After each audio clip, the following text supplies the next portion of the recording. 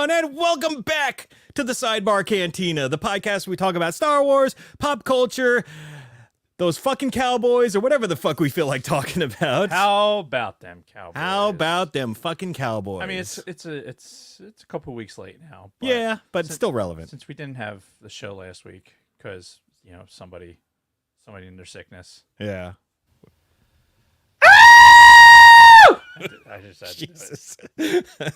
I was wondering why you put it on that that particular tab. I just had to get it out of my system. But yeah, after a brief hiatus when Dave was sick, and then didn't we do remote the week before? We did. So it's been a while. It's been a while since we've been here live in the studio. No, did we do remote the week before? I thought we did. No, I was here. I don't know. I don't fucking remember. Yeah, me either. It's a good thing it's on his life's video. a blur. Fuck him. Yeah, exactly. Ooh, the grass is soft. So anyway, what do we talk about today, Dave? Well, finally, we are going to get to the topic that we've been trying to get to for like a month. Yep. And we're going to talk about a few stories out of the From a Certain Point of View Return of the Jedi book, which, spoiler alert, I recommend that people pick up because I think the selections that we made out of here pretty randomly, to be honest. I mean, yeah, well, I can go into why I picked my three. Oh, but when we get there, mine were fairly random. Okay. But I enjoyed the selections that I made. Yeah. Well, they weren't. I guess they weren't really random. I had a theme for mine, and we'll get into it. Okay. Fair enough. But yeah, that's what we're doing. Excellent. And then, of course, as you saw in the title, we got a Bad Batch trailer drop, which we have not watched yet. We have not. So we're going to watch it live here for the podcast. Yes, we'll do it live. Fuck it. You're not going to finish it? We'll do it live. Fuck it. No, do it live. Well, did he come or what? I'm just. I have it timed good enough where I can stop him. Okay. I can stop him mid-stroke. But why would you want to, though? My penis is so smooth. All right. So anyway, yeah, we're going to watch the Bad Batch trailer here in a few minutes. Yes. But before that, we have some business to take care of. Yes, like we do. So should we talk a little bit about Patreon? You, sir, talk about Patreon. All right. Well, we'd like to give a huge shout out to all of our current patrons. Chantal from Pop My Culture, Don Solsky, Scott and Kim from the Use and Abuse podcast, Frank Kalevich, Wally Frogmore, Tina Land, Carly Vickers, Dragon Buddy, Nick from Swede Studios, Kristen Roscom, Janine Vickers, Shotgun Mark, Sterling Azier, Lord Helmet Fire, Frederick Martin, my Whoa, ho. Ho? Before we get too much further. Uh-huh. You know what? Go ahead, finish. My wonderful mother-in-law, Patricia Goodstein, The Orange and Fett Show, Ivo G, David Schmuck, Catherine Rennick, and Helen Martin. If you'd like to consider becoming a supporter, you can find us at patreon.com/thesidebarcantina. Thank you again to all of our listeners and supporters. You are the reason why we do this. So, Frederick Martin, Patreon supporter, henchman. Close friend of the show. Yes, good friend of the show, and my cousin. Mm-hmm. He had a birthday while we were on our little break, hey! our self-enforced break. And so happy birthday to Frederick Martin. Happy birthday. But also there was another birthday. Mm-hmm. A birthday that made Frederick Martin an uncle. Oh. Yeah, so now he is an uncle henchman. Oh. He'll have to update his business cards. Okay, so this was his sibling. So his sister, that means his sister, had her kid. So now Helen Martin, who is also a Patreon supporter, is now a mom. So congratulations to Helen Martin. Yes. On the birth of her daughter. And I have a new cousin. Awesome. We have a new mom in our Patreon group, and we have a new Uncle Henchman. So all kinds of good things happened in the past couple weeks. All right. Good stuff, and congratulations all around. All right. Also, tonight is our giveaway for the hold on. For the Mandalorian pet toys. I don't have dog barking. Yeah. Well, it says pet toys, but but they're really dog toys. We all like know. I don't see a cat really going crazy over these things. What is wrong with my mic? So yeah, and the story with this is if you win it and you don't have a dog, then we can do a new Or drawing. a cat. I Yeah. mean, if you have a cat that plays with toys. You can defer, and then we'll do another drawing for it later. Okay. Maybe. Does that person still get something now? Because they did get selected. Absolutely. Yeah. So we'll have a consolation prize if you do, like it'll be like what's that game with the doors between door number 1 or door number 2? Let's make a deal. Is that Probably. Let's make a deal? God, every time.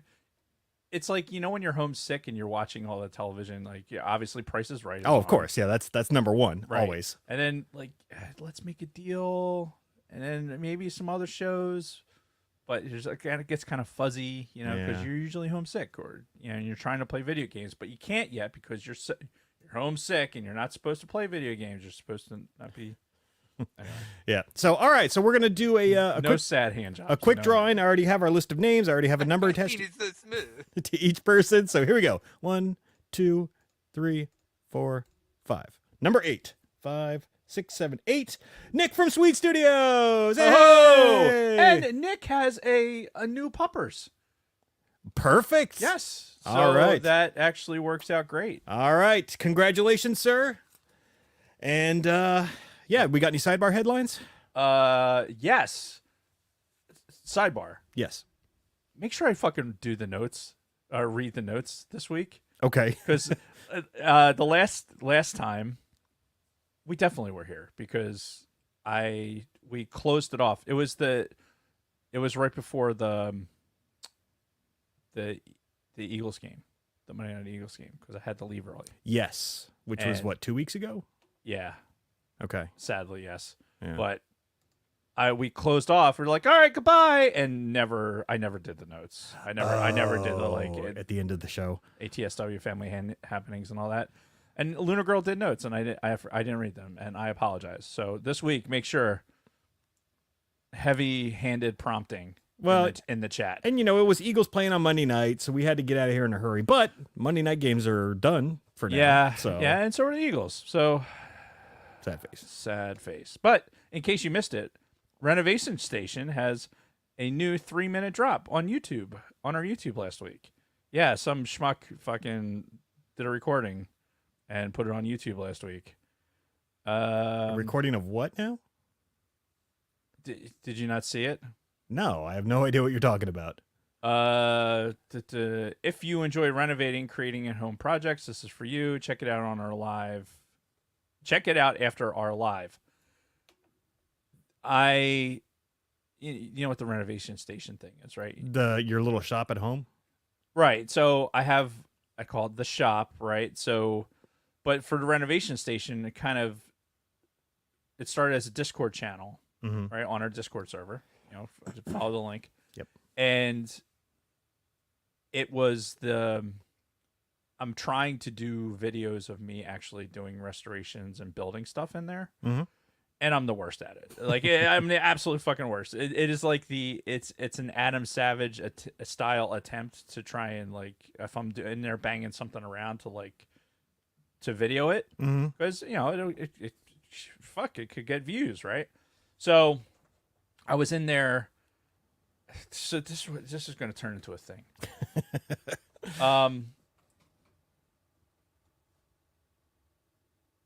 Should you save it for your week? No, it's look, it's an ADHD thing, right? So I went in there, and you can watch the video. It's 3 minutes. I say the same shit, but it's basically, I went in there to do something, and I ended up making something else. And unfortunately, it's not me making the thing. It's just me, like, halfway through the thing, making a short video saying, "Hey, I'm going to make this thing." That's really what it is. It's a preamble to I'm going to make a coin rack for this overage of coins that I have. And Talking like the military coins? yeah, Okay. like the challenge coins. And I had to make a jig to start making it. It's a thing, Jason. It's a whole thing. But follow it. Link to it on YouTube. Yeah, that's what we're talking about. The restoration station. All right. So fair enough. my goal is to, while I'm in there, because now that I actually downloaded an app that Which why when you're using your phone to record, like make a video on something, I'm recording myself using my phone. Yep. And I have earpods in, it won't use that microphone. Really? If you're just using that straight iPhone app. Like I had to download a third-party app to use their recorder to be able to use the earpods as the microphone. That seems stupid. It is. It's dumb. But that's what you have to do. How does Apple overlook that? That makes no sense. Probably deliberately. But Can't imagine why. yeah. But I downloaded a free app and it worked. So, and that's one of the reasons I posted that video, was to kind of proof of concept. Sure. So, I have to buy new gas cylinders for my heater, my space heater in the shed, or in the shop rather, so I can actually go out there and work and not freeze my fucking testicles off. Yeah. But yeah, more to follow on that. I'm making a concerted effort this year to while I'm in there banging around working on stuff, actually record it. Yeah. Yeah. I mean, you can always like chop it up, do some clever editing, and kind of make it work. Or just fucking video it and everyone can see my mistakes and me chopping my hand off or some shit like that. That would be funny. We could, go viral with like one of those like 30-second like YouTube shorts or something. Like, as Dave cuts his hand off. So, again, if you're going to be doing that kind of stuff, make sure you turn on the camera. We might as well get some clicks. Exactly. Like, right. Absolutely. So, I mean, I have my Ring camera in there, so it's probably recording it while it happens regardless. Ah, perfect. So even if I'm not recording with the camera, like it will at least get the Ring footage of it. Yeah, and then we can just do like a voiceover, because I doubt the Ring has sound, right? I could just do this number. Oh God. Just this. It didn't record. All right, try it now. That's good. Oh, it never gets old. No. Do you know what you're doing over there? No, I don't. Yeah, I can tell. It's been a week. All right, so are we done with Patreon sidebar headlines? I think so. Okay, cool. Because Congrats, Nick from Sweet Studios. yes, we'll be in touch. So we had a big piece of Star Wars news drop this morning. Fucking A right, we did. So we've been talking for a while now about how we have no idea when any of the new Star Wars stuff was coming out this year. Well, we finally got our first revelation. Did. And it was the Bad Batch of all things. Like, I wasn't expecting the Bad Batch until like summer, fall time frame, because we just had the second season, it feels like, not that long ago. Things are moving fast. Yeah. And it debuts February 21st. So a month from now. Awesome. We're getting some more Bad Batch, and they're calling it the final season. They're making no bones about it. Like, this is the third and final They're season. gonna have to kill him off at some point, so fucking yeah, pull that Band-Aid off now. yeah. And so the trailer also came out for it, which we have not watched yet. Yes. Found it completely by accident earlier today. Yeah. When I was looking at something else and it popped up on my feed. I'm like, oh shit, there's a trailer. And I texted Jason immediately. It's like, dude, we should do a live reaction tonight while we're doing the show. So guess what? That's what we're doing right now. Yeah. So We're doing it live. we have not. Do it live. Fuck it.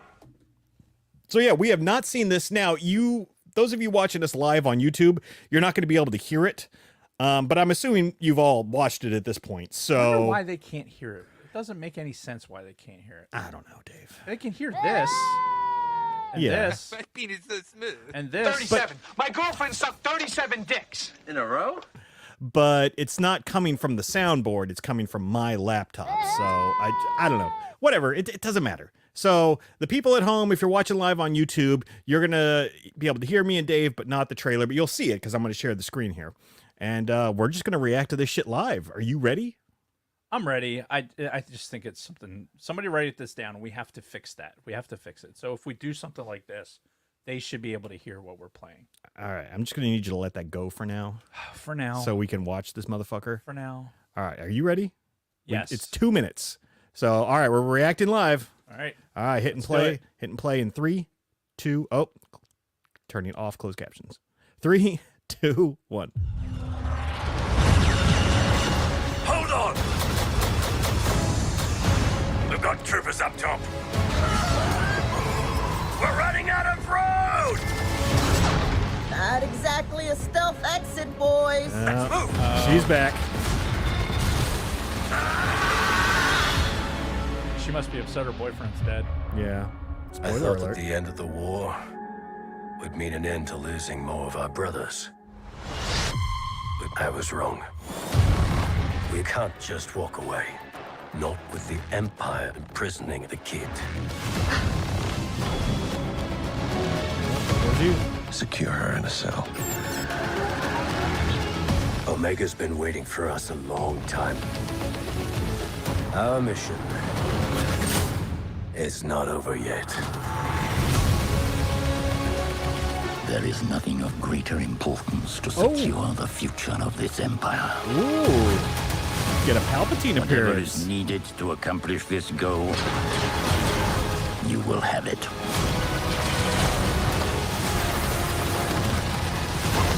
They are coming Oh, that was Finnick. for all of you. Give us a real challenge. Cat Bane too. Yeah, yeah. Everyone down! We're not big on following orders. I wasn't planning on killing you, but you're making it very tempting. Is that Ventress? Yes. What the fuck? What? Hang on. What? That was Ventress? She wasn't alive during this, was she? Why thought wouldn't she be? I thought she died. Didn't she die in that that one book? Or am I losing my mind? The one book with her and the dude, the Jedi dude with the dreadlocks? I don't think so. Oh, okay. I thought she died in that for some reason. Holy fuck. All right, I'm going to go back and I want to watch this Ventress part again.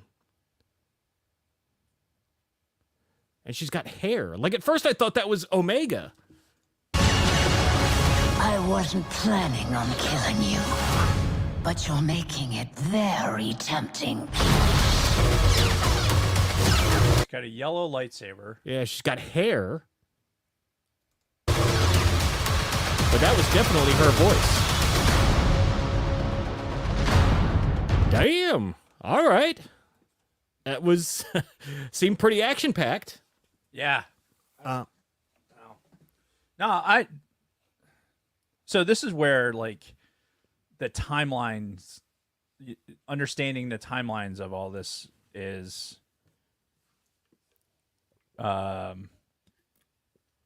it starts to overlap, and with the books and everything else.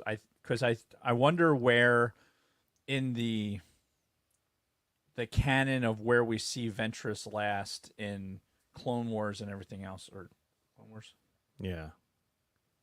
or whatever. I can't even like. Yeah, she was a main character in Clone Wars, which I thought that they killed her off. Yeah, didn't they kill her off in the Dooku But Jedi Lost book? we never saw the body. Yeah. Okay. Like we assume that she's dead, Right. but I mean, yeah. who is dead anymore? I mean, Right. you get cut in half. You get a fucking lightsaber in the gut. You live through all these things. Yeah. Yeah. Apparently. The fact that she's got a yellow lightsaber, that she's kind of involved with what's going on. Mm-hmm. Like, it's interesting. Yeah. So And there's all these bounty hunters too. So is she bounty hunting? that's Like, what it seems like. So Yeah, she's freelancing now that she's not part of the war. Yeah, that's really interesting. This is one of those trailers we're gonna have to break down and watch it frame by frame at some point, because there's a lot going on in this. there is. And of course we're gonna overanalyze it. Oh, yeah. But The good thing is we don't have to wait long. true. Look, dude, it's like, okay, this has a grit to it that I like. Mm-hmm. But I fucking hate it when they do this, where it's like, okay, we're showing you how gritty this is, and then it gets campy on you quickly. Mm-hmm. Like, don't give me this trailer where I'm like, oh man, shit's going to happen, and this is going to be real, and then I got to fucking sit there and deal with fucking Wanda Sykes and her fucking stupid shit show for fucking an episode and a half. Yeah. Which, whatever. I mean, she could play maybe not even that big of a role. Whatever. It doesn't matter. If it's going to be like gritty and like Dark. fucking ballsy, Yeah.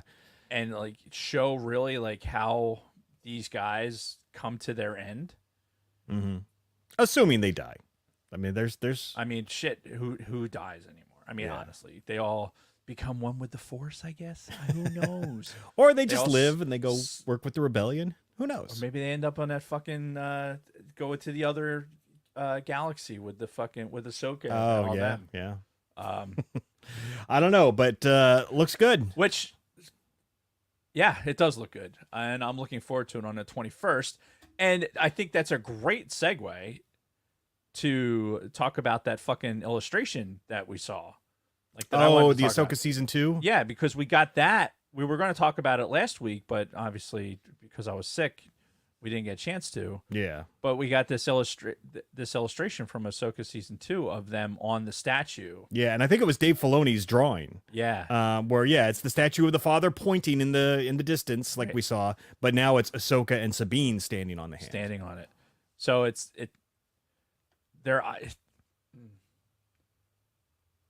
are you trying to get me to commit to the fact that they're going to be in this galaxy? Like this is where they have to stay. It seems like it's going to be a good portion of it. That's what I'm thinking. It almost has to be, because it still fucks me up that we're going to have to deal with Thrawn being back In the main galaxy. in the main galaxy, in the main timeline, and everything else. And so that's got to work itself out somehow. And I guess we'll see that in the movies. Yeah. Yeah, there's just a lot. And you know what? We'll have this. How many episodes of this are going to be for the for Bad Batch? I haven't heard. Don't they typically do like 12? I don't know, but it's the. My penis so smooth. Sorry, I was distracted by the chat. Talking about something being so big. What was I saying? No, but 2 episode or 3 episode premiere. Yeah, 3 episodes. So that's gonna be a great great debut. Yeah, they mentioned something in the trailer too, how Omega's been waiting for them for a long time. So it makes you wonder, how much time has passed. Yeah, how old has she gotten? Yeah, like, what does that mean? And why did it sound like it was? I want to say Scar. Oh my God, Dave. Who's the sniper dude? Oh, Crosshair. Crosshair, thank you. Yeah. I was thinking Scar like Lion King. It's fucking face tattoos, my God. Scar being in line with the other, prisoners. Yeah. And then it sounded like it was his voice in one of the commando uniforms. Oh, you think so? That's what it sounded like. Oh, okay. Now, could it be like him doing a voiceover and then they're just showing those troopers? Maybe. Yeah. They've done this to us before. Oh, yeah. These motherfuckers. All that clever editing. Yeah. Yeah. These sons of bitches. Yep. Yeah, and I love the Palpatine involvement, which hopefully this kind of connects. There's a lot of connecting there. Yeah, it connects to, like Rise of Skywalker, and somehow Palpatine returned. Well, yeah, I mean, ultimately this comes down to the cloning, right? Yeah. I mean, it all comes down to the cloning, and why is Omega important? It's got to be all tied to this cloning effort, and it'd be great if we can, like, this be the finger that holds the knot in the middle of all this. Do you like that analogy? Yeah, it's very good. And then you tie around it. Yeah, it's good. I think that would be fantastic, and then it would make this series just that much more important. Yeah. So yeah, I'm looking forward to it. It's gonna be great. Excellent. Or it's not. Or it's gonna suck. I think it'll be good. I mean, I haven't been enjoying the Bad Batch. I know you've had your issues with it, but overall, I've found it to be a very enjoyable series. Even in the trailer, where fucking Rambo's still sporting his fucking headgear. Yep. So, all right, moving on from the trailer and the Bad Batch, do you want to talk about this John Williams stuff, or? So, just throwing it out there for the general public. I wish we had some taps to play or whatever. Not because John Williams was dead, but John Williams is going to be in Philadelphia on February 20th with Yo-Yo Ma.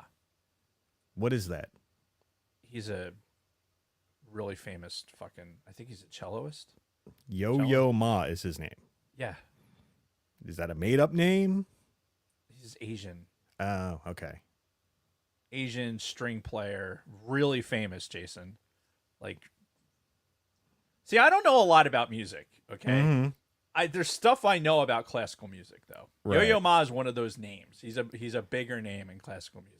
Okay. If he shows up to play with the Philadelphia Orchestra or the Boston Pops or something like that, it's kind of a big deal. See, when you said Yo-Yo Ma, I'm assuming like a rapper or something.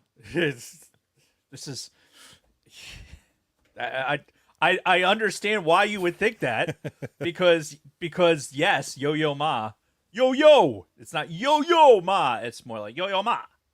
Ah. Yo-Yo Ma. My penis is so smooth. It's horrible. It's so horrible. Oh.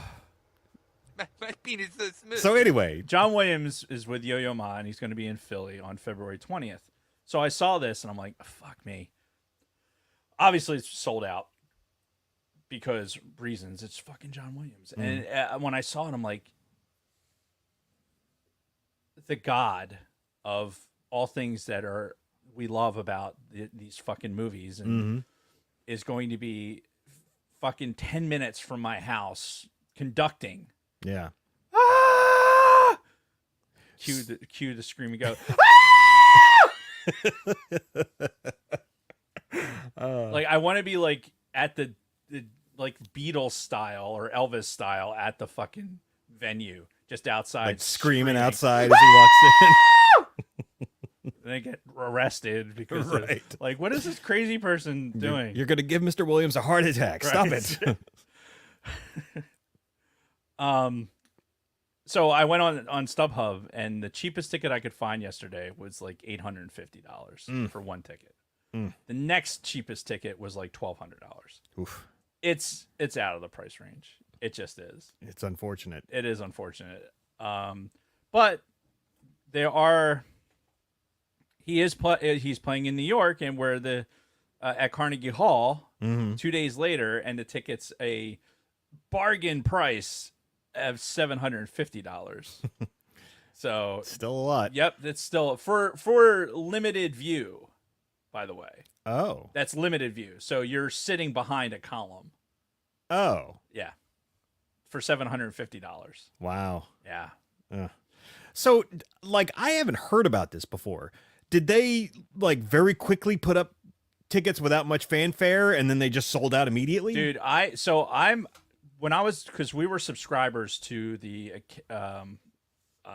Kimmel Center. Yeah. For shows and stuff. And we usually get like all the mailings and everything from the Philadelphia Orchestra, like because we've gone to orchestra. We've done. Me and you have gone. Yeah. Like we've gone seen Like the Indiana Jones and stuff like that. And that stuff. So I get all these mailers and stuff, and I look at them too. It's not like I'm interested in what's going on because there's certain things I'm like, oh, I'd like to go see that if it's reasonable. And I don't remember ever seeing anything about it. Mm-hmm. So he's apparently been touring a bunch in Europe. Yeah. Like he's got a bunch of dates in Europe. Like he's coming from Spain, doing like Philadelphia, New York, Wichita, Kansas, right? Which if you want to go cheap, you can go to Wichita, Kansas. And then if you're listening and you're in that area, like check your fucking local listings, look in StubHub. Yeah. John Williams could be playing in your town. But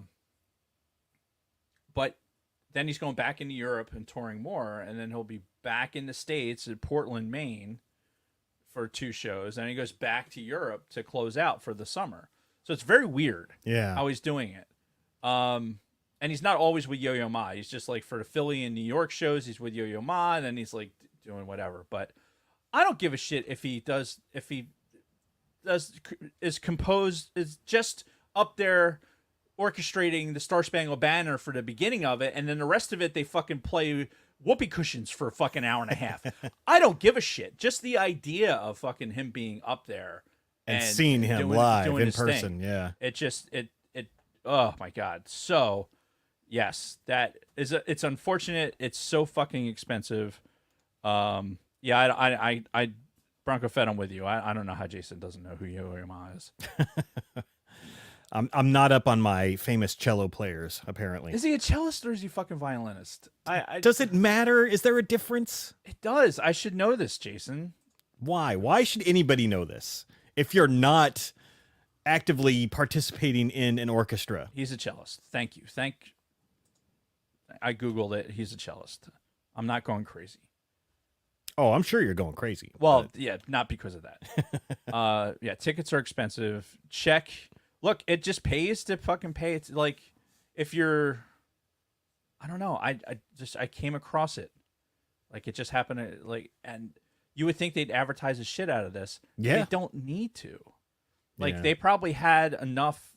Maybe subscribers might have gotten some inside baseball for it. Yeah, because I'm not a Philadelphia Orchestra subscriber. Yeah, like a first pick kind of thing. Yeah, and I know with the theater, they give the subscribers like, okay, here's the shows. Like when they brought Wicked in and Phantom of the Opera and stuff like that, we knew they were coming in before the general public did, so we had access to tickets. Yeah. So it may have very well been something like that. Mm-hmm. But regardless, like unless I sneak in somehow in Philly, there's no way. I mean, I don't know what negotiated price point I could get Kathy to let me go to do that. Right. But it's not $750. Mm-hmm. I can tell you that right now. Well, how much do you think an usher's uniform costs? And then we just sneak in as ushers. I think you could probably buy that whole outfit for $30. Pants, shirt. We just slide in the back door like we're meant to be there. Right, like we're caterers. Yeah. Dude, a caterer uniform. All you need is black slats, a white button down. Hell yeah. That's easy. Shit. Get that shit at the thrift store. Now it's premeditated. Fuck. Well, I don't care. I don't think the jail time is very stiff for premeditated Sneaking in to see John Williams. Yeah. Like, what are you doing? Are you recording? No, I don't. I just want to see it. Yeah. I just want to stand there and go, Knew that was coming. All right. So are we done with the John Williams? Yes. Yeah. Yes. Keep an eye out, though. He's Yeah. If you're in Wichita, Kansas, fucking go buy your tickets. Right.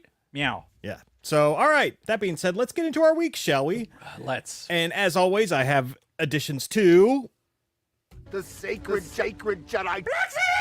All right, very good. Well, first of all, before I get into that, I have a gift for you from our good friend Nick from Sweet Studios, who was also our drawing winner today. Really? Yep. It's not much. Hot boxes. Hooray. They're stiff too. Wow, there's more. Yeah.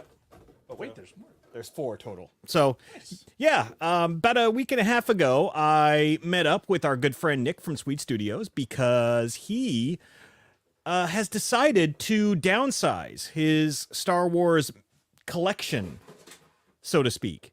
And he is getting rid of all of his Black Series figures. In fact, I think he's already posted like a Facebook spreadsheet or something on Yeah, I remember him posting something. social media. Yeah. So yeah, he's selling all of his stuff, but he gave me first dibs on anything that he had that I wanted. So obviously, I took advantage of the situation and I acquired quite a few Black Series figures that I did not have and stuff that I've had my eye on for a while. So, oh boy.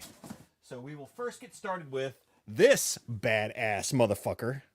Oh, that's awesome. An Imperial probe droid. This thing is huge too. Yeah, it's to scale. Yeah. Yeah, big ass Imperial probe droid. It was for the Empire 40th anniversary. That's awesome. I love it. Yep. I didn't know he had that. Where was that hiding? I don't know. Now this one apparently is very expensive. And after looking at it, I'm like, yeah, I understand why, because I never see these anywhere. And it's even an archive version and it's still expensive. It's Anakin from the prequels. That's probably Revenge of the Sith Anakin. And yeah, now that I think about it, I'm like, I never see Anakin Black Series figures. Very rarely do I see Anakin or Obi-Wan from the prequel era. Yeah. Yeah, and he picked this up when it was, a cheap archive, but it shot up in price pretty quick. So, but he gave me a good deal on it. Thank you, Nick.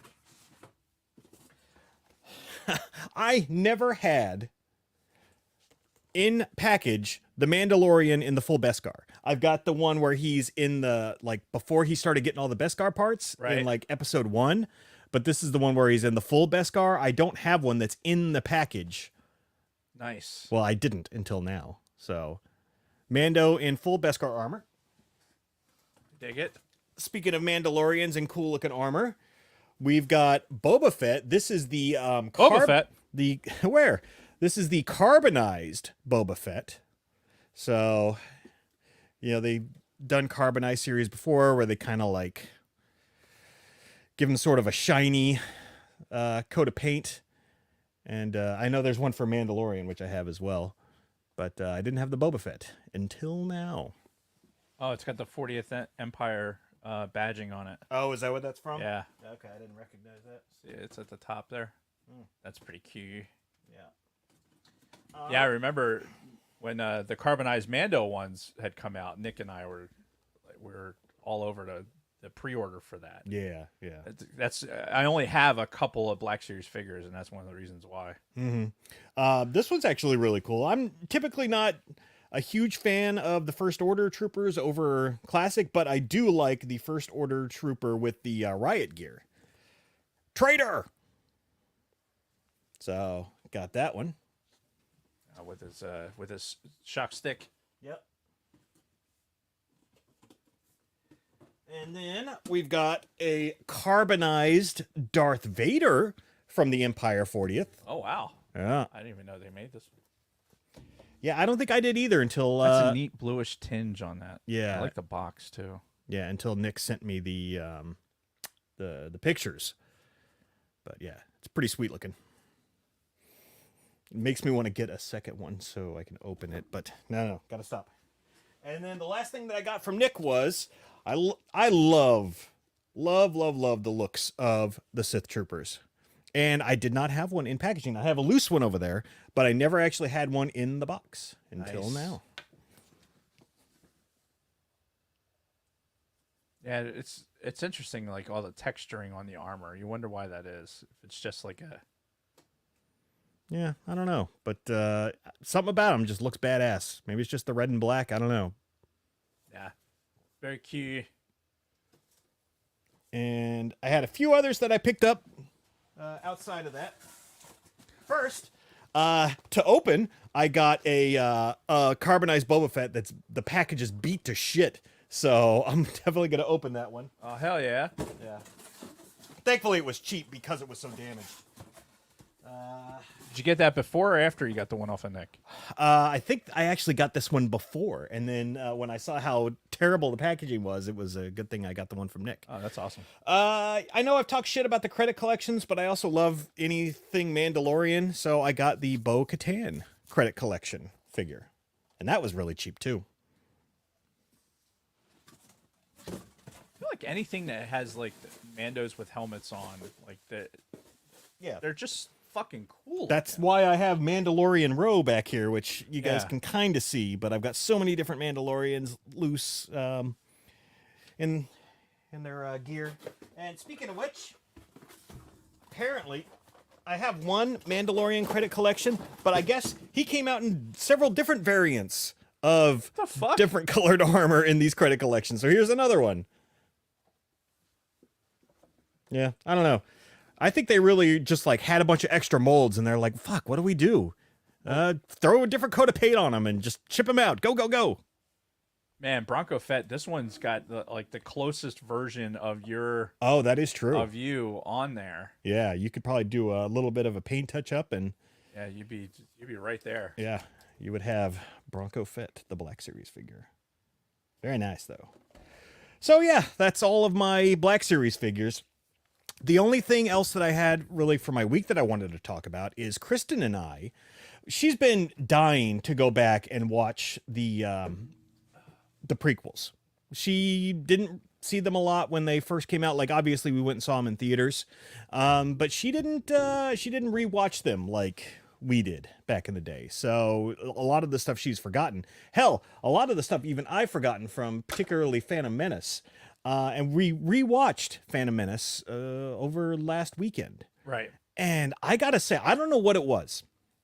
Maybe it's like all this content that we've got, you know, remember the finger in the knot, you know, we've got all of this other stuff going on now that's kind of bringing everything together.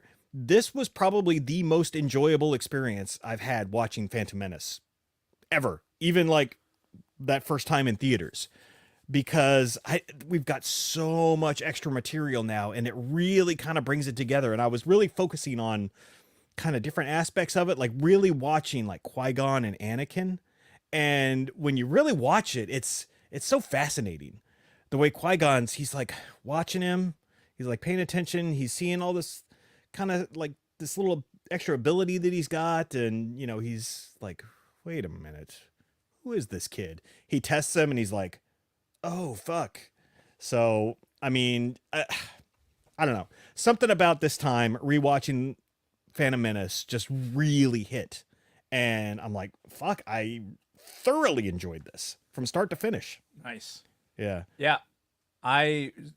Ironically, I think I had texted you and said I was just watching the original trilogy. Yeah, you had sent me that picture from the Death Star meeting. Yeah. Where they were all sitting around the table. Yeah, which, sidebar for everyone else, especially our military listeners, right?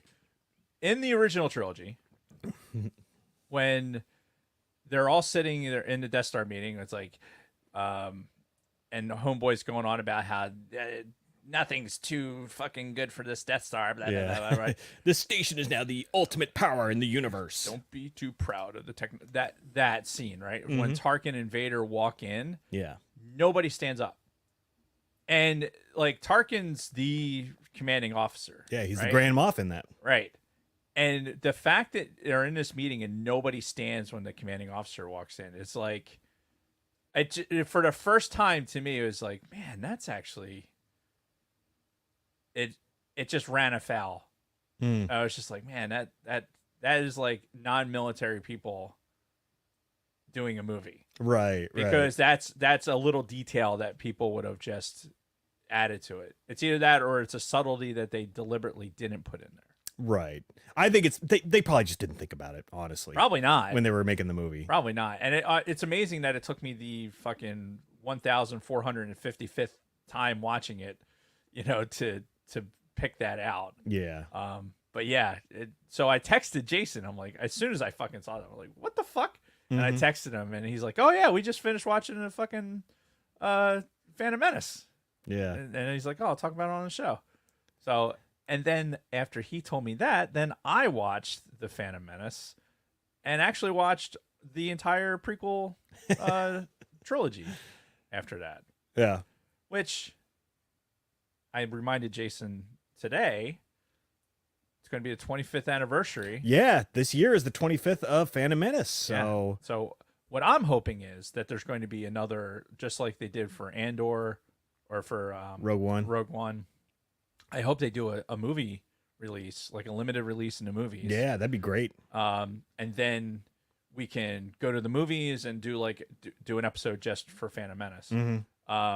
Because we've talked about the prequels, we've had prequel conversations, and we've talked before about how I know for me, I was a lot more comfortable with the prequels when I had the realization that this is that generation's original trilogy. Yeah. And then I appreciated it more for that when I made that realization. Yeah. And even watching it recently, I kind of had the same, like, it wasn't so much a negative experience. There's a lot of cringy shit in it? Yes, still. Yeah. But from a story perspective, and then watching 1, 2, and 3, it's good Star Wars. Yeah. It's good Star Wars. And you know what little thing they could change? Now, this is one area where I would be fine with them fucking with the original, you know, a la special editions kind of thing. If they re-recorded the lines for all of Natalie Portman's dialogue and all of the fucking the Trade Federation guys. Like if they just re-recorded their dialogue with less stupid accents, they would make the movie like 50% better. Like, because it bugs the shit out of me. I hate her voice when she's the queen. It sounds so just badly forced, like this badly forced accent that she's trying to do, especially when you see her later and she's talking fucking normal. Right. Well, and that's the point, right? The point is to show like this is the queen. She's supposed to be projecting that she's older, right? She can't. I think that's the intent. Yeah. Now, using that particular voice, that maybe that's where they could get her vocal range to go to make her sound like she was older and not a fucking what was she 19 years old when she fucking did the 16 for yeah. That's right, 99. So they had to do something. Yeah. You know, yeah, she was a young queen, but like I think they wanted to be like, okay, she's in a position of power, so we need to make it somehow. So when she's making her public appearance, and then when she's not the queen, have more of her normal, presence. Yeah, it's her accent. It just sounded stupid. Okay, it sounded fucking stupid. The Nemoidians, and oh my god, like I can't with them. Like they're terrible. For me, it's the overt, like the yeah, like Boss that Nass. shit, like Yeah. The Gungans. The yeah. Gungans. Yeah, they're not great either. Obviously, Jar Jar, there's a lot of issues with him. right. But I think we should save it. Okay. For I would bet dollars to donuts that there's just going to be some sort of theatrical release. Yeah. Maybe it'll even be in 3D. Remember in 3D. They did a 3D release. Yeah. I'm one of the fucking few people who saw it. Yeah. And I'd love to fucking see it again. Yeah. It's Star Wars. I'll go to the theater and I will see it. Because same. That is the way God intended. But yeah, either way, I'm sure in May we're gonna do some sort of It's gonna be May. We're gonna do some sort of 25th anniversary. So yes. Either way, even if they don't re-release it in theaters, which would be a big miss on their part, It would be. it's got to be like so easy. They did it for Rogue One, and I'm sure it made money. It had to have. So Like it ranked in the top 10 that weekend that it was out. They have to do it. If nothing else, then the kids that grew up on that, this is their movie. Yeah. They have jobs, and they can go and go to the theater on their own and buy their own popcorn. Yeah. G-Force mentioned that Jar Jar was one of the best Black Series figures they've ever made. Yeah, he's really good. I have him over here somewhere. But yeah, no, he was a really good Black Series figure. Anyway, so that's it for that. Stay tuned for more Phantom Menace talk as we are in the year of the 25th anniversary. Yes. Of 1999. 94. So what about you? We kind of glazed over it in the beginning, but so last week I had the sickness. Which did you ever figure out what it was? So I think what happened was, I think I ate on Sunday. I ate a bunch of fucking garbage, and just maybe I might have just overwhelmed my system, and potentially maybe shut down my gallbladder or did something with my gallbladder where it decided to liquefy my entire system. So I basically pissed out my ass for fucking 36 hours. TMI, bro. I woke up at 7:00 in the morning on Monday and did not have. It was nonstop for the next 36 hours. No other stomach upset. Right. And I had some pain in the right area. I'm not a doctor, but I played one on TV. All right. So, and I think that's what happened. I had a lot of high fat foods. I just had a fairly. I ate stuff that I usually don't eat, and my diet's been pretty controlled. I do the gluten-free thing because it's better for my, what's going on with me. So you've been eating right for a while, and then all of a sudden you're like, "Fuck it!" And Well, then... I made I made this mac and cheese, and it has the fucking Velveeta cheese, and then I added more cheese on top of it, and I put like this high fat ground beef in there when we usually use lean ground beef, and so there's a bunch of fat in that, and I had stuff, and that was like late in the day, so I kind of went to bed with that in my gut. Okay. And it just all things point towards I ate like an asshole. My body was like, "Oh, you're gonna do that? Well, then we're going to do this for you." Yeah. And yeah, I lost some weight. It's not 10 out of 10. Don't recommend. But yeah, there was no other like. It wasn't like a stomach virus or anything like that, because I think I would have been even more miserable. But yeah, and of course there's the fucking the day the goddamn Eagles losing, which just added to my misery. Yeah. But yeah, that's what happened. That's why we couldn't do the show. I just did not have it. Like, we could have maybe done a remote, but I had no energy at all. Yeah. Like, in that 36 hours, I didn't eat for 2 days. Holy shit. I had no appetite. Wow. So I had no energy at all. Like, I couldn't get out of the fucking chair. Sidebar. Have you seen now that they've got television commercials for the weight loss shots? Bless you. For the the stuff that used to just be diabetes medicine, that people started to realize, oh, you lose weight when you're on this thing. Ozempic. Yeah, that kind of stuff. Now there's all kinds of different ones out there, and now there's ones that they're just straight up advertising it for weight loss. Yeah. Like, not even like, this is a diabetic treatment that will also help you, with the weight loss. And it's, the commercial of this lady's just poking herself in the stomach. And Yeah. I mean, I work with a couple of people that are on stuff like that, and it is working. Like, one guy, he's lost a shitload of weight since he got on it. There's a real good chance that they've, pre-diabetic, I have diabetes that runs in the family. My dad was diabetic, and, we know we just lost him not too long ago. So I'm very sensitive to it. So even though I'm controlling my diet and stuff like that, it's something to keep an eye on. Yeah. And, if it takes off some weight at the same time, then so be it. Yeah, and I mean, I'm fine with it. It's just, I find it interesting that they're now just doing straight up TV commercials. There for are this. plenty of people that only use it for weight loss. And Oh, yeah, that's, hey, it is what it is. Better living through fucking science. Yeah.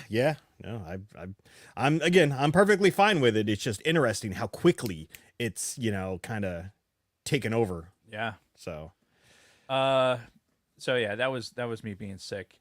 Then, so last week was such a fucking shit show, right? We had, well, yeah, I don't know. My fucking weeks are running together.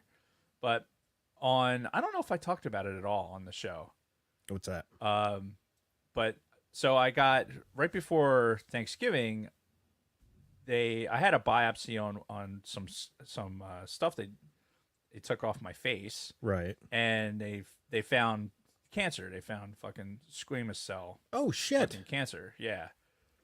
So and they took it. They did the biopsy. They called me. It was literally like right before Thanksgiving. Or right after Thanksgiving. So they're like, okay, you're gonna come in. Schedule the appointment. It was actually on Friday, and we're gonna have to do, like, basically make an incision about like this big, to go in and excise like everything, make sure we got it all. And so on Friday we kind of were, with the fucking snow and everything else, we're like kind of prepping for that. And so that's the Band-Aid. I don't know if you can see it. Not really. I mean, I can see it just fine, but yeah. Oh, there it is. Yep. So I got really lucky, because I was having something else checked out, and it was a spot that I didn't even think was anything. Yeah. And they're like, "Oh, well, let's biopsy that." And then they're like, "Okay, well, that's something." And then when I went in there, instead of, I had the residents, which, first of all, there are a lot of fucking weirdos out there. I had these I had these I'm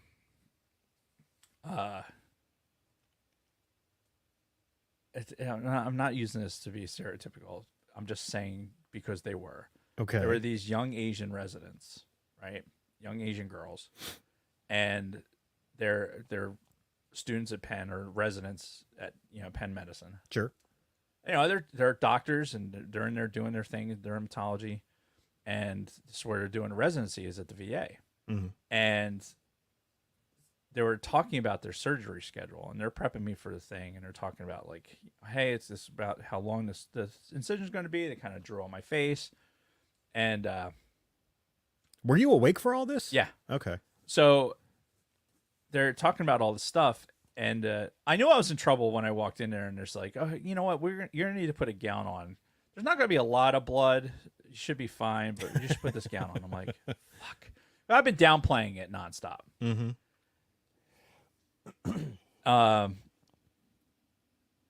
So yeah, they're talking as they're prepping all this shit, and the one resident who was in my office, and then somebody else had just finished another procedure, and they're talking about like the procedure they just had. Mm-hmm. It was about they took something out of somebody's back or whatever, and they're talking about how awesome it was like to do this, and I'm like mortified, and then they're looking at the schedule like, oh wow, you have the cyst at 11 o'clock, like, are you gonna be able to do that? And the girl's like, well, we'll be done with this by then, but if you really want to do it, I know how much you love cysts. And I'm like, I came to the realization that if you're going to be in dermatology, you have to be one of those people. Mm-hmm. You have to be one of those people like the Dr. Pimple Popper. Like, there's these people that are obsessed with watching this shit. Yeah. I am not one of them. Neither am I. But they were so fucking like, they were excited about their jobs. Yeah. And thank God for them, because we need these people to be able to do this job. Yeah. But, oh my God, I was just fucking mortified. So the senior doctor had come in, and they basically they looked and they decided that they didn't have to do the huge incision, which was fucking great. Mm-hmm. They just basically they took a knife and just they cut down, they cut down a bunch, and cut out a large area. It's probably about the size of a quarter. And they just dug down fairly deep, and you were awake for all that? yeah. Well, they numb it. They they still jam just needles in your face, and just knowing that people are like digging around. In oh yeah, there, and you hear it like you like, because I made it. I kind of laughed, and she's like, "Are you okay?" I'm like, "Yeah, I can hear it. I hear like." It's just that out of body kind of like, yeah. It's kind of like being at the dentist, right? Mm-hmm. And so everything went well. Although during it, they're like, oh, if it grows back, it kind of grows back in this area. I'm like, I wanted to say, how about it not? How about it not? Can we just like say definitely not growing back? Mm-hmm. Like, let's be definitive. The moral of the story is fucking wear sunscreen. Our pasty white asses need to be wearing sunscrreen. Yeah. I've been super fortunate that I haven't gotten worse, because I am a serial non-sunscreen wearing person. It's ever since I was a kid. Yeah. It's been like trying to get little Dave and fucking sunscreened up, is like trying to put a wet dog into a fucking condom. It's just not. It's that's a hell of an analogy there. It's almost impossible. Almost. Anything's possible. I guess. Yeah. So it's when you see something, go to a dermatologist, have them look at it. It's way better to fucking have them fucking dig the shit out. You have a Band-Aid, do whatever, take care of it. Now it's wound care as opposed to fucking cancer. And you just got to pay attention to it. So again, I say all this, I tell everyone all this just so that you can wear sunscreen. Wear sunscreen. Everyone's free to wear sunscreen. Yeah. Do and I'm not. I can't even start getting into the lecture of what you should wear or shouldn't wear or anything else. That my dermatologist said the best sunscreen you can wear is the one you actually put on. Because so many people just don't put on any. Right. So putting on something is better than nothing. I'm supposed to wear it every day, no matter what. Like, if it's fucking snowing, raining, shitting outside, frogs, cicadas, sunscreen. Right. Like that, I'm supposed to wear sunscreen all the time. And I get it. And I hear what you're saying. And I'm really going to try. But anyway, yes. Fucking wear sunscreen, kids. Yeah. And I had something else. I had something really fucking, it was important. And I should have wrote it down in my book, and I didn't because my book wasn't in my pocket where it should be. And it's, I still can't think of it. So instead, I'm gonna put it out there that my football season is over. Mm-hmm. Like, and honestly, as much as I want to root for the Lions because it's kind of that underdog story, I was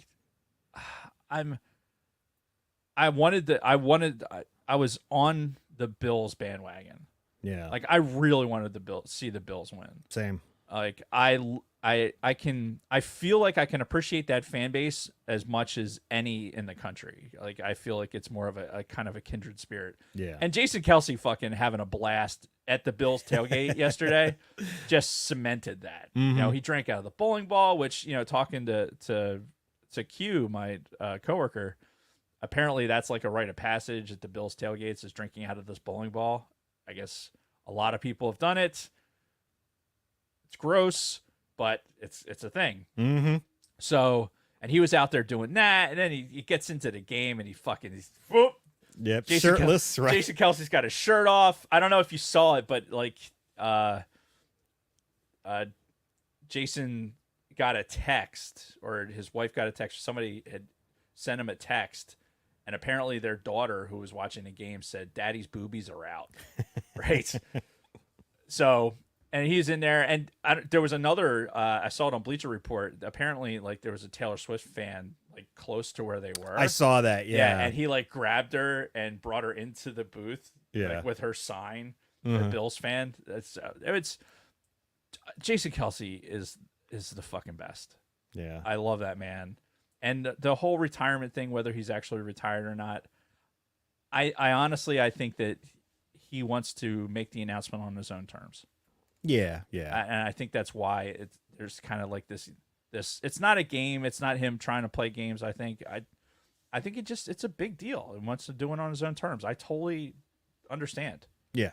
Yeah, and not be scooped by some fucking reporter. Yeah, by fucking Adam Schefter or some Yeah. fucking bullshit. And you know what? He's just one of those salt of the earth guys. And I have nothing. I don't like the Chiefs, but I don't hate the Chiefs. Well, yeah, you've got Like, the Andy Reid connection. Yeah, and all and that. I like the Kelsey brothers, and like there's a lot to like there. The only thing that really keeps me from saying that like I don't mind the Chiefs is Patrick Mahomes. That dude, when I look at him, he's the kind of person that when I look at him, I get fucking annoyed. Like, I just look at him. He looks so dumb in his fucking football Yes. helmet. Yes. He just looks dumb. And then he's like, when he's chirping at the fucking referee, like he's got his head cocked sideways all the time. Like, beep, beep, beep, beep, beep, beep, beep, beep. He looks like Beaker. He looks like fucking Beaker. Somebody get on that and fucking make that meme.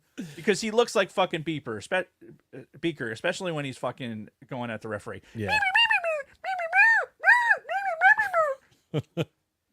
And I can't fucking stand it. And his little fucking run is like his little fucking legs he's pumping. Like he's just. It sucks that he's so good at fucking football. Yeah. It sucks that he's on a team that I have a lot of respect for, their coach. And I like Travis Kelce. There's a lot of good on that team, but I can't root for them in the Super Bowl. I can't. And I want to root for the Lions. I do, but I'm not so emotionally invested in it. Not like I was with the Bills. They're a good story, right? Because they've never been to a Super Bowl. Right. Very few even playoff appearances over Right. the past several decades. Maybe it's because I don't like, if I'm a betting man, like I don't know what the odds are in Vegas right now. And For the 49er game, I think Yeah. it's like 6.5 or something, favoring the Niners. at home. Yeah. So it's basically a 2-score line. I don't know. The Lions could fucking, I don't know. It could Oh be, yeah, no, it could be either. for you either as a team. Niners fan, it could be a scary fucking game. Oh But yeah, especially watching the way they played against the Packers. You know, they were not on. they that day. played down. They played down to their opponent in that game, and Debo being out didn't help. Help that I at all. swear to God, if he's out for the rest of the season, I'm going to be quite upset.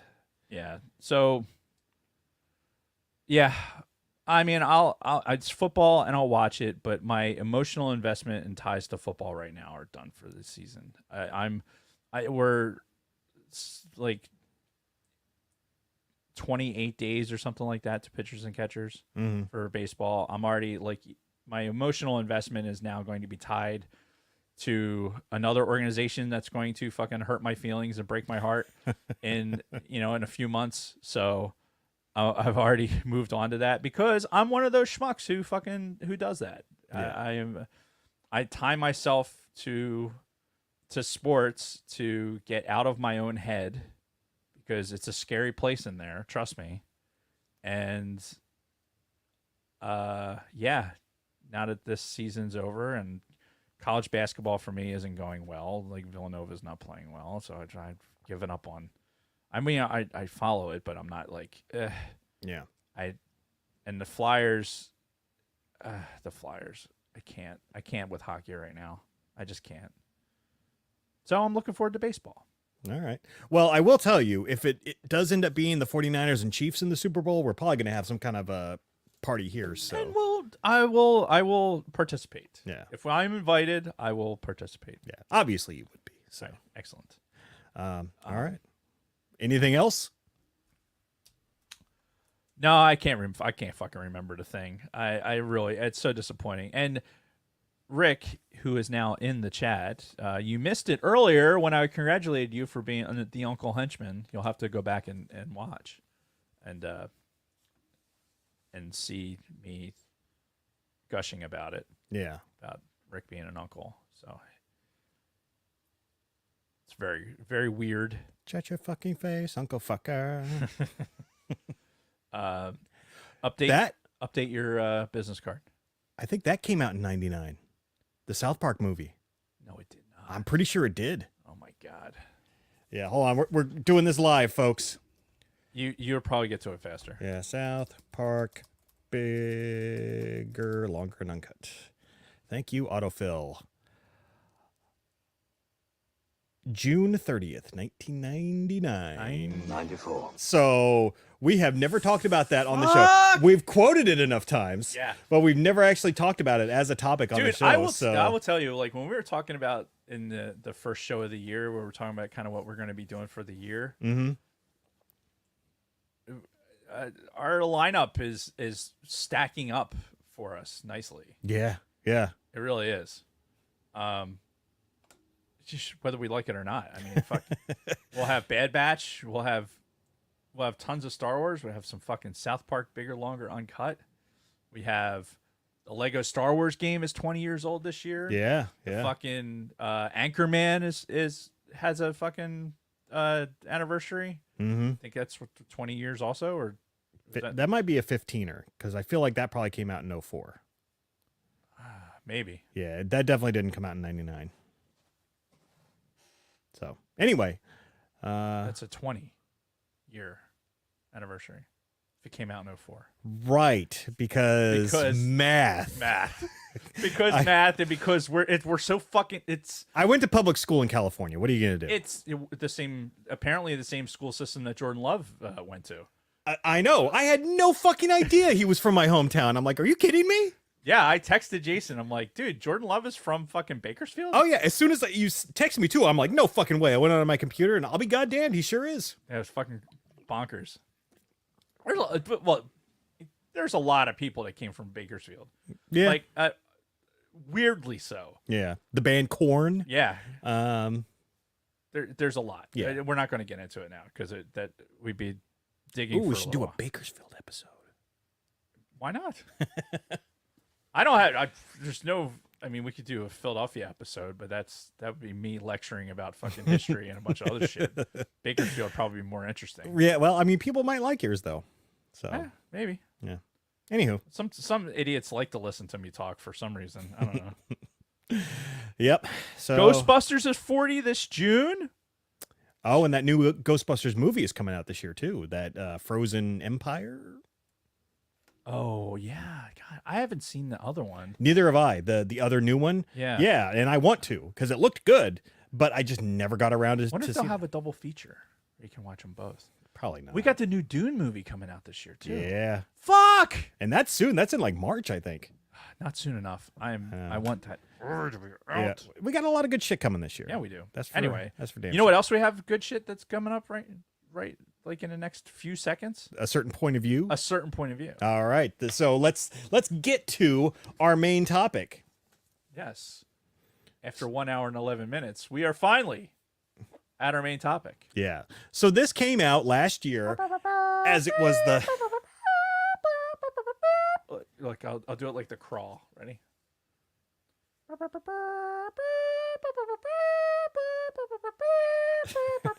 And the audio listeners are like, "What the fuck is going on?"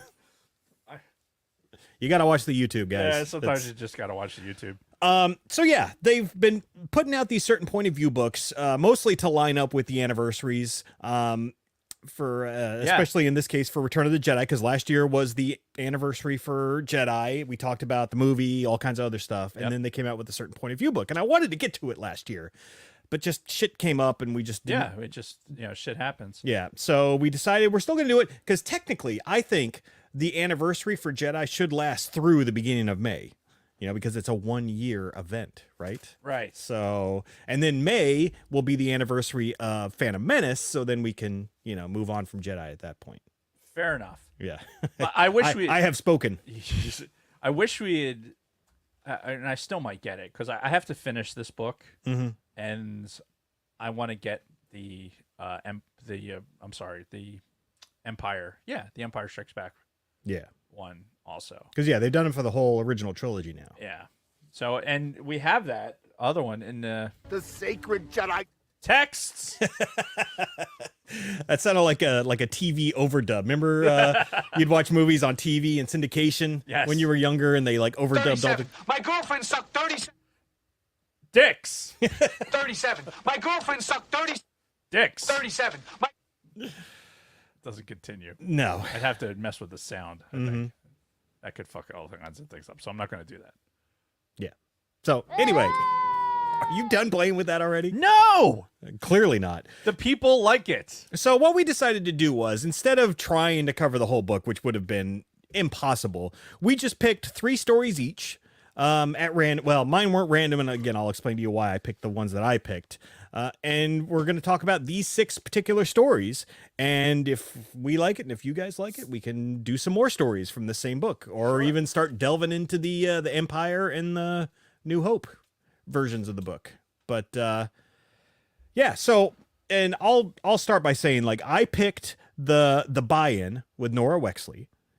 Because that was, we learned about Nora in the Aftermath trilogy. Right. Her and Temin and all of that. So there was a whole book trilogy about that family. So obviously, when I saw she had a story in this, I'm like, well, we got to pick that one to see what else she was up to during this time. Makes sense. Yep. Then I picked the Palpatine one because, Palpatine. Go for Palpatine. Yep. And then I picked the Return of the Wills because I thought this was going to be like a serious story where, like the Wills, the Guardians of the Wills maybe kind of started to come back together now that the Empire had fallen. Yeah.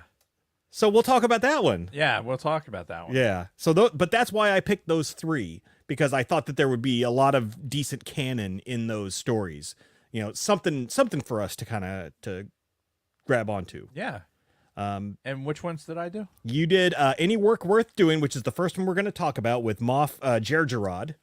Yeah, so I will say that mine were random except for the fact that I was trying to pick Imperial Okay. point of views. Yeah. I wanted, just because we get a lot of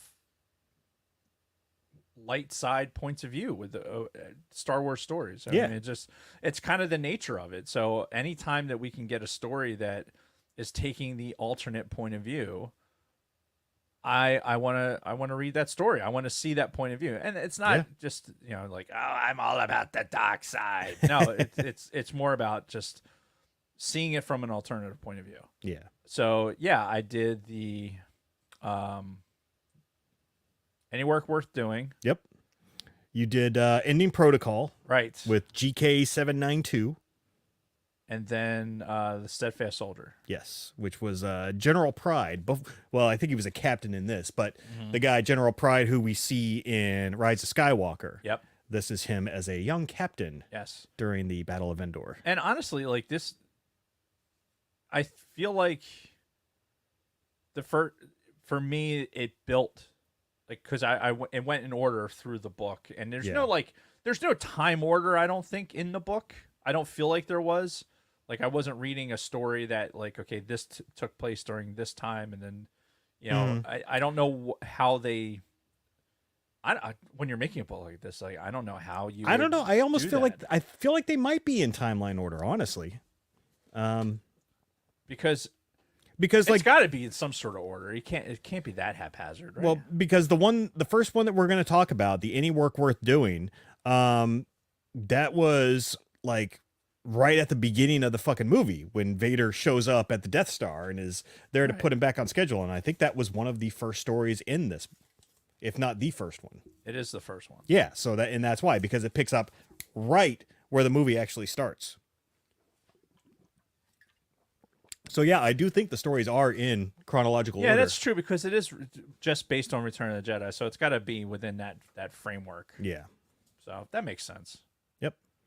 So let's get right into this first story. This is something else. So I know you've got the paper book, the sacred text, while I actually caved and got the audiobook. And I listened to all of these via audio, and I think it changed my experience a little bit on some of them. Okay. So how was it the same? No, different narrators for each one. Okay. So it wasn't like Mark Thompson. Well, Mark Thompson did Any Work Worth Doing. Okay. So he was the first story right out of the gate. Oh, all right. Yeah. So very good. And that may be why, of these 6 stories we're about to talk about, this one was my favorite. Okay. By far. So, and again, it's talking about Moff Jerjerrod, who is the guy that when Vader shows up at the beginning of Jedi is, I'm here to put you back on schedule. Right. This battle station will be operational as planned. I need more men. So that guy. So, and this, like, as soon as, like, Vader says, I hope so, Commander, for your sake. And that's where this fucking story starts, is Vader, reading him the riot act and then going off. Right. While this guy's, like, freaking the fuck out. Yeah. Now, spoiler alert, by the way. Yeah. These stories are short, and to talk about them at all, we're going to have to spoil something. Yes, and there actually is a pretty decent twist in this one. Yeah. So if you don't want to be spoiled, right. Sorry. Now's the time. Yeah. So we follow him. He goes back to his fucking back to his quarters. Yeah. Right. His Spartan quarters, Mhm. as he says, and it's from his point of view, right? So it's like his internal monologue, Mm-hmm. and he's talking about how, like, he's still like regular ass drawings, like Yeah, well, because he's got this weird, like, ability to like feel schematics, like he Right. puts his hands on it and he can, like, he's like some schematical genius. right. And it all comes from, like, a history with art and drawings and all that. And honestly, like, people that are in engineering and stuff like that, it's kind of how you think like that. You thinking how it's built more than the. It's easier to put it together like that, almost like you're building it in front of you, Mm-hmm. rather than like having something virtually in front of you already built. Yeah. You know, you look at the schematic and then you can kind of put it together yourself. I know for me, and this is like, again, this first story I read, right? And I was, when I was a freshman in high school and I started mechanical drawing, and we're doing board drawings and doing stuff like that. When he talks about the connection that you have between the drawing itself and being able to like actually manipulate the drawing and do the drawing, I remember you understand it more when you're actually manipulating the drawing. Like, when I'm looking at an orthographic projection of something, I understand the parts of that thing because I'm looking at it from three sides. Yeah. You're looking at it multidimensional with the information. You're not just looking at the thing, right? So as I pick up a Diet Coke and look at it, like, I'm pretty familiar with that thing. So yeah, I immediately connected with that because I have to draw something out like that, and I almost draw it like I'm drawing it like I'll draw, if I can, an orthographic projection of something, and then I'll turn that into an isometric drawing. Like the difference is like an orthographic is like you have the front, you have the top, and then you have a side, right? And it's the way the front is, it projects up to here. Then there's like all the lines that can connect and stuff, right? Okay. And then isometric is like you're looking at the 3D view, right? So you're kind of, it's like looking at a cube that you drew. Sure. Yeah. So that you draw the one to build the other, and that's what he's doing. He's taking the drawing and then building it into this thing in his mind, and that's how he's making this connection. So I immediately connected with that. Okay. And how that can isolate you, because while you're doing all that with your brain, other people are doing other things. Right. Like, oh wow, I'm doing this and I'm making this connection with what they're drawing and what I'm doing, and like I'm gonna draw this, and meanwhile people are enjoying their lives around you. Like, and they're doing things. So I had that, and for him he was kind of an isolated guy because of that. He got made fun of as a kid because that's how he interacted with things. But, that's also how he got the job of basically overseeing the construction of DS2. Right. And, through a lot of his monologue, too, he talks about, like, that the Emperor wanted it bigger for this one. And he's like, well, it's more than just, like, expanding. You got to do all this other stuff to make it bigger to scale and all that. Right. And, he's sitting here and he's like freaking the fuck out. Because first of all, he's like, why did I tell him we'll double our efforts? We can't, it's not possible to double our efforts.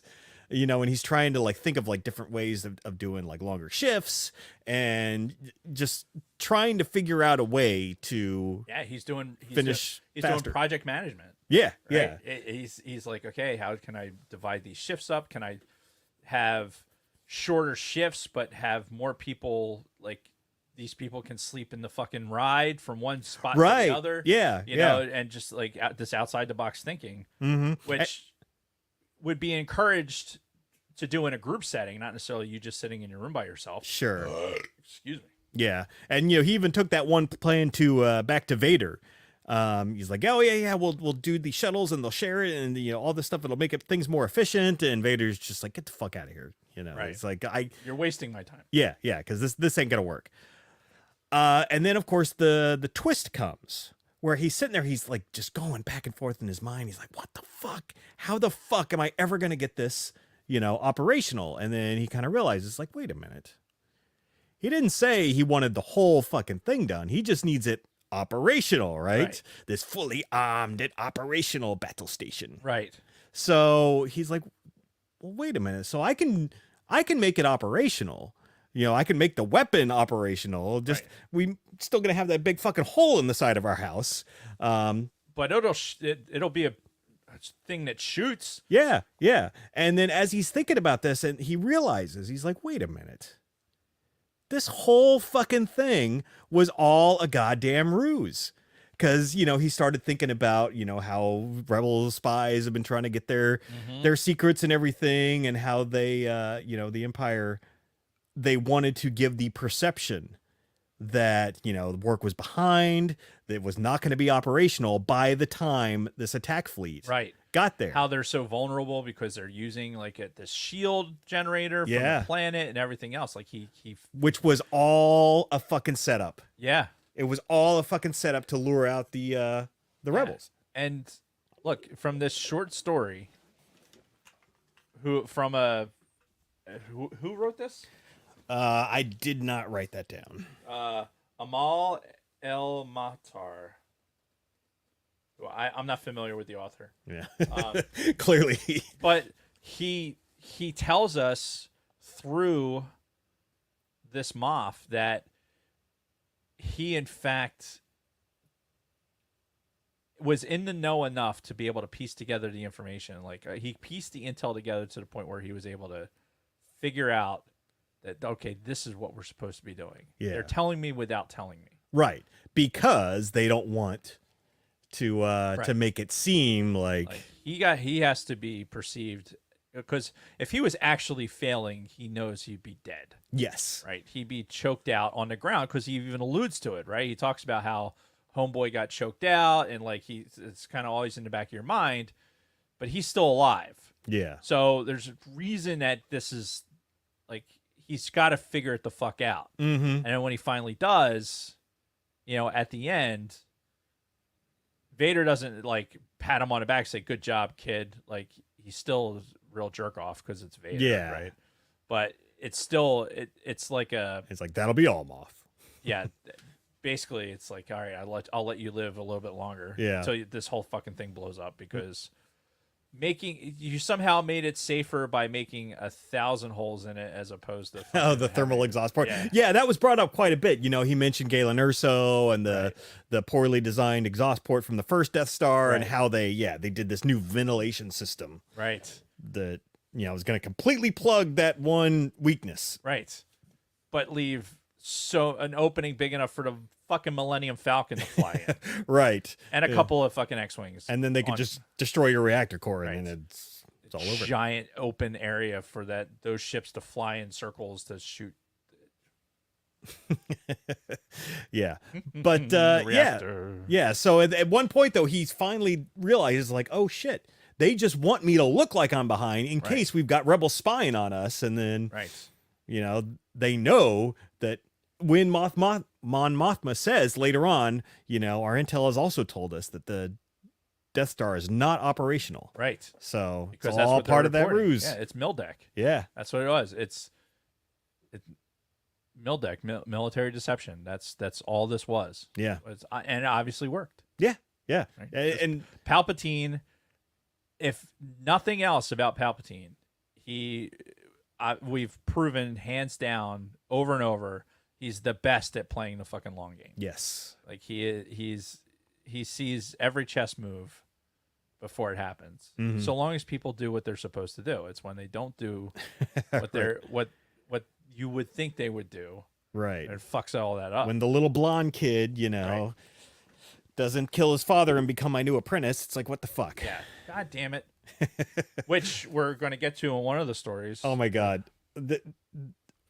Okay, we'll talk about it when we get there. But yeah, anything else on this story? Like I said, this was my favorite. Of the 6 stories we're about to talk about, this was by far my favorite. This was really good. It was a great way to start, Mhm. and it was well written, and I enjoyed it. I'm glad I picked it. All right, very good. And it was a good choice. Next, we had the buy-in with Nora Wexley. So I picked this one, obviously, because of the Nora Right. ties and everything. And my second note on here is boring, because like it really was nothing. It was like, you know, she had some internal dialogue about her son, you know, being off with her sister, you know, Yep. on that planet and everything, and then she's just like thinking about the battle. Playing card games. Yeah, and then yeah, Lando comes up to her and like explains to her what sabacc is, and they go and play, and it's just like nothing fucking happened. Like Wedge was there, and they mentioned Hobby at one point, but like it was very flat. Yeah, It was very exactly. flat. For a character that is a very dynamic character, and like I agree with you. I was intrigued to see what this story could be about, and it kind of started with a like, okay, she's based on the timeline, right, and that they're getting ready to fly into what's basically a suicide mission, and she Right, knows yeah. it, Like, and that's right? one thing you could take from this is they're sitting there playing cards, just trying to chill Yeah. before they are going off to their Yeah. death tomorrow. Well, yeah, what do you do before you go the night before you go into to something, or you're scared shitless? Yeah. You fucking do whatever you can do to distract yourself and fucking drink. Yeah, Right? yeah. And that's what they were doing. Yeah. So from a military standpoint, we could totally relate to it. Mm-hmm. Making the video or doing whatever. Sidebar, rest in peace those SEALs they couldn't find. Did you hear about that? No. There was SEAL team that was doing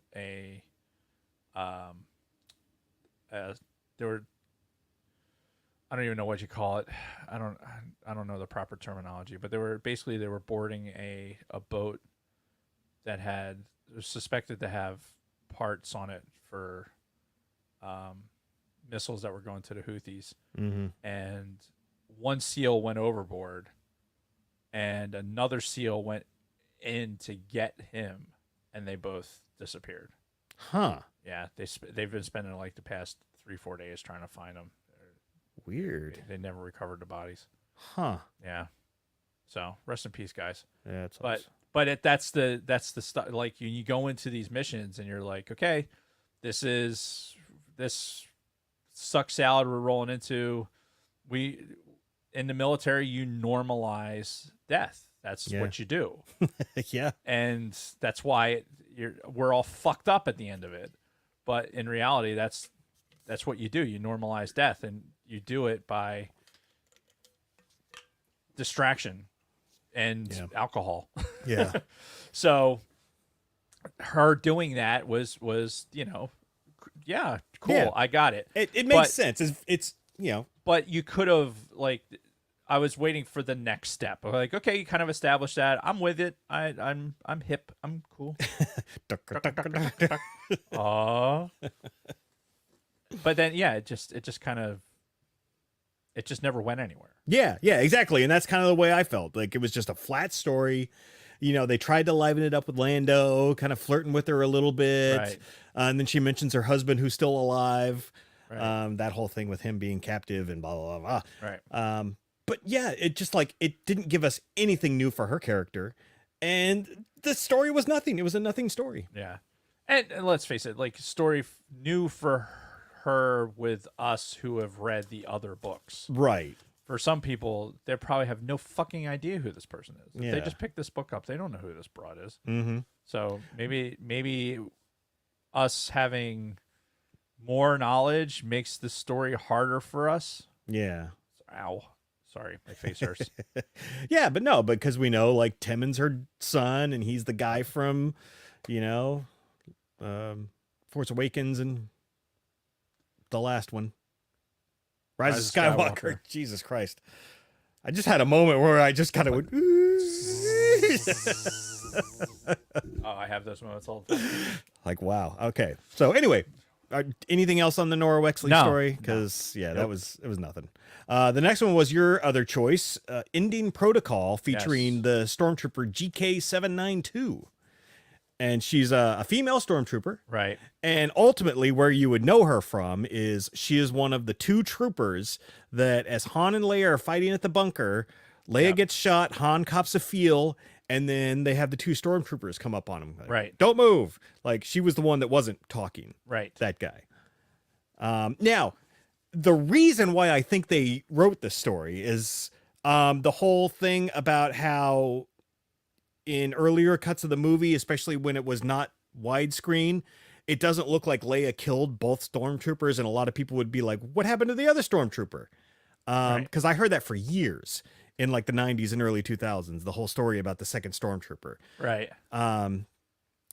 So I feel like this kind of is their way to respond to that, because what happens, spoiler alert, is when Leia shoots them, she falls down and plays dead. Yep, she plays dead because she's kind of a I want to use the word interloper.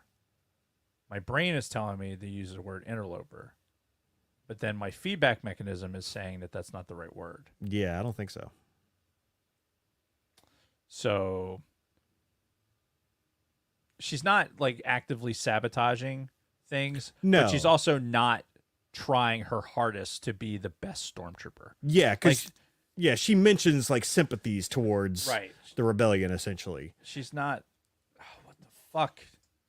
God damn it! Keep talking. I Yeah. gotta close this loop. But yeah, she's not a straight up rebel. She's just kind of questioning, you know, the Empire, and is like, are we the good guys here? right. Are we the baddies? Yeah, and so you know she's questioning the whole thing, and then it picks up where they're at the battle on Endor, and you know she's describing like, oh my, and I think I just saw a Wookiee up in one of the ATSTs, and you know now we're coming up on the bunker, and she can see Han and Leia and a droid coming Right. down, and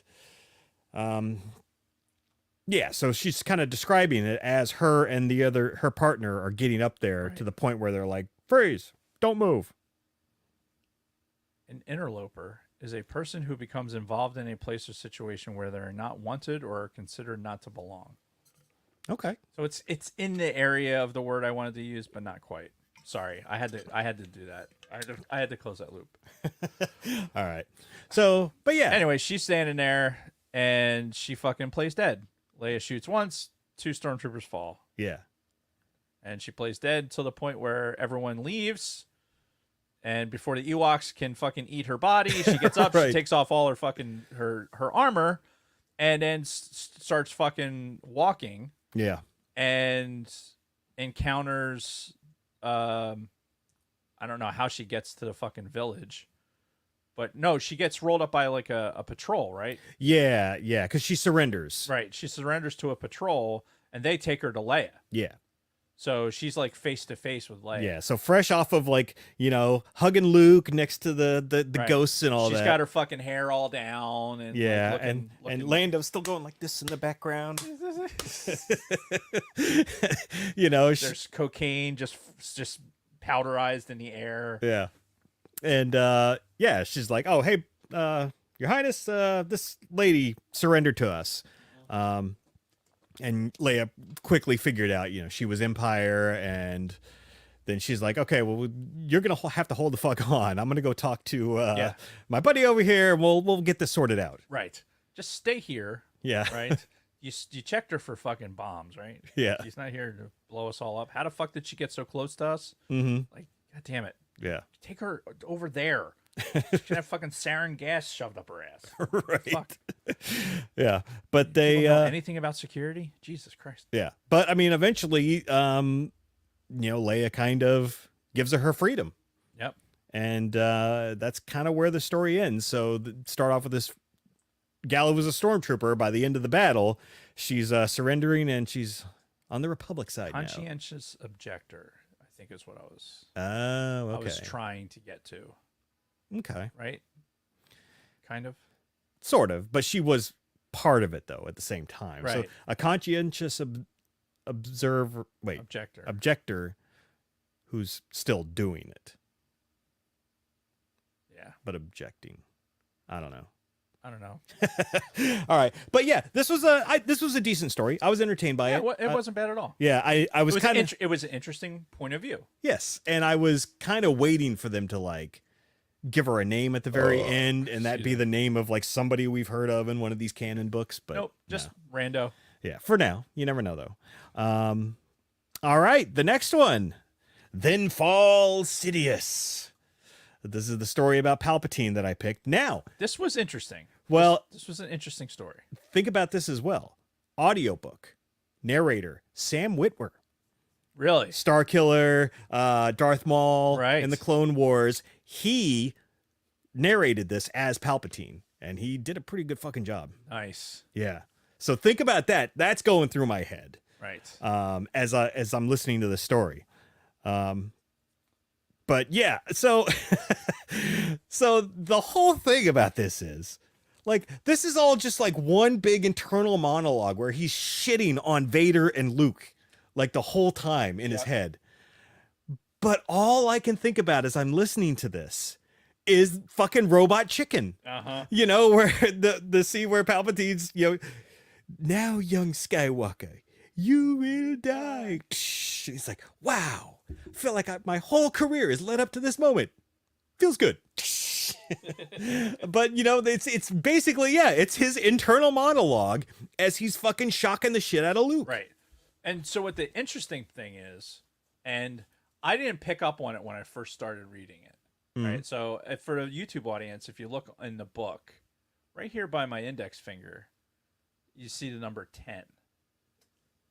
Right? Huh. And so when I was reading this and I'm like, okay, I didn't even think about that number. Right? Right?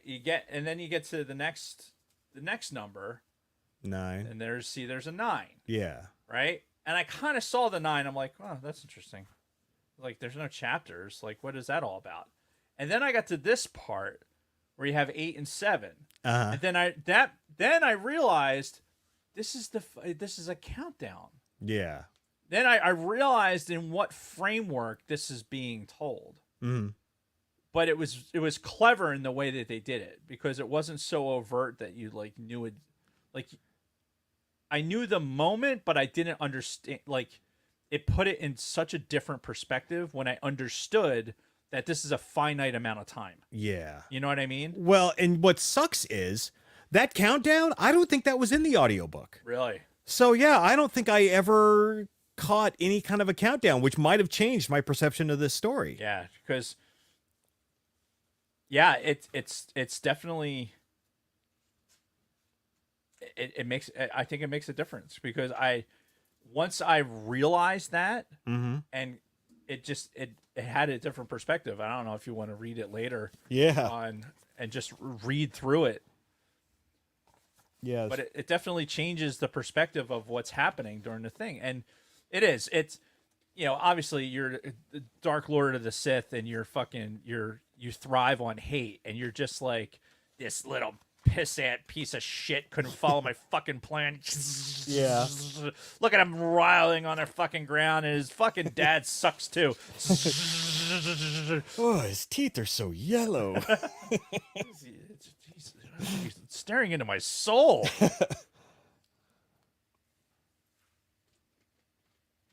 Yeah, but it's clever that the way that they did it. There's no super revelations or anything. No, because like I said, it's just him shitting on Luke and Vader, like, for that whole time. It's what he's thinking about. Like, yeah, they'll be like, he knows that he's going to kill Luke. He still has Anakin. Yeah. Right. So he still has an apprentice until he finds another one. Yeah. Right. So it doesn't. Yeah, it sucks and he's pissed, but fuck it. This kid sucks. He was a pain in my ass. I'm gonna fucking get rid of him. Yeah. And then, you know, I have Vader to still do my bidding. And then, you know, I'll find another fucking whiny kid. Yeah. To fucking do whatever. Until, you know, homeboy fucking picks him up and tosses him into the pit. Yeah. And that's what I was expecting. Like, then falls Sidious. Like, the title, I was kind of expecting it to be like, oh no. Yeah. You know, just kind of like the whole, like the Robot Chicken, Yeah. where it's like Jar Jar. just like when he's falling. Yeah.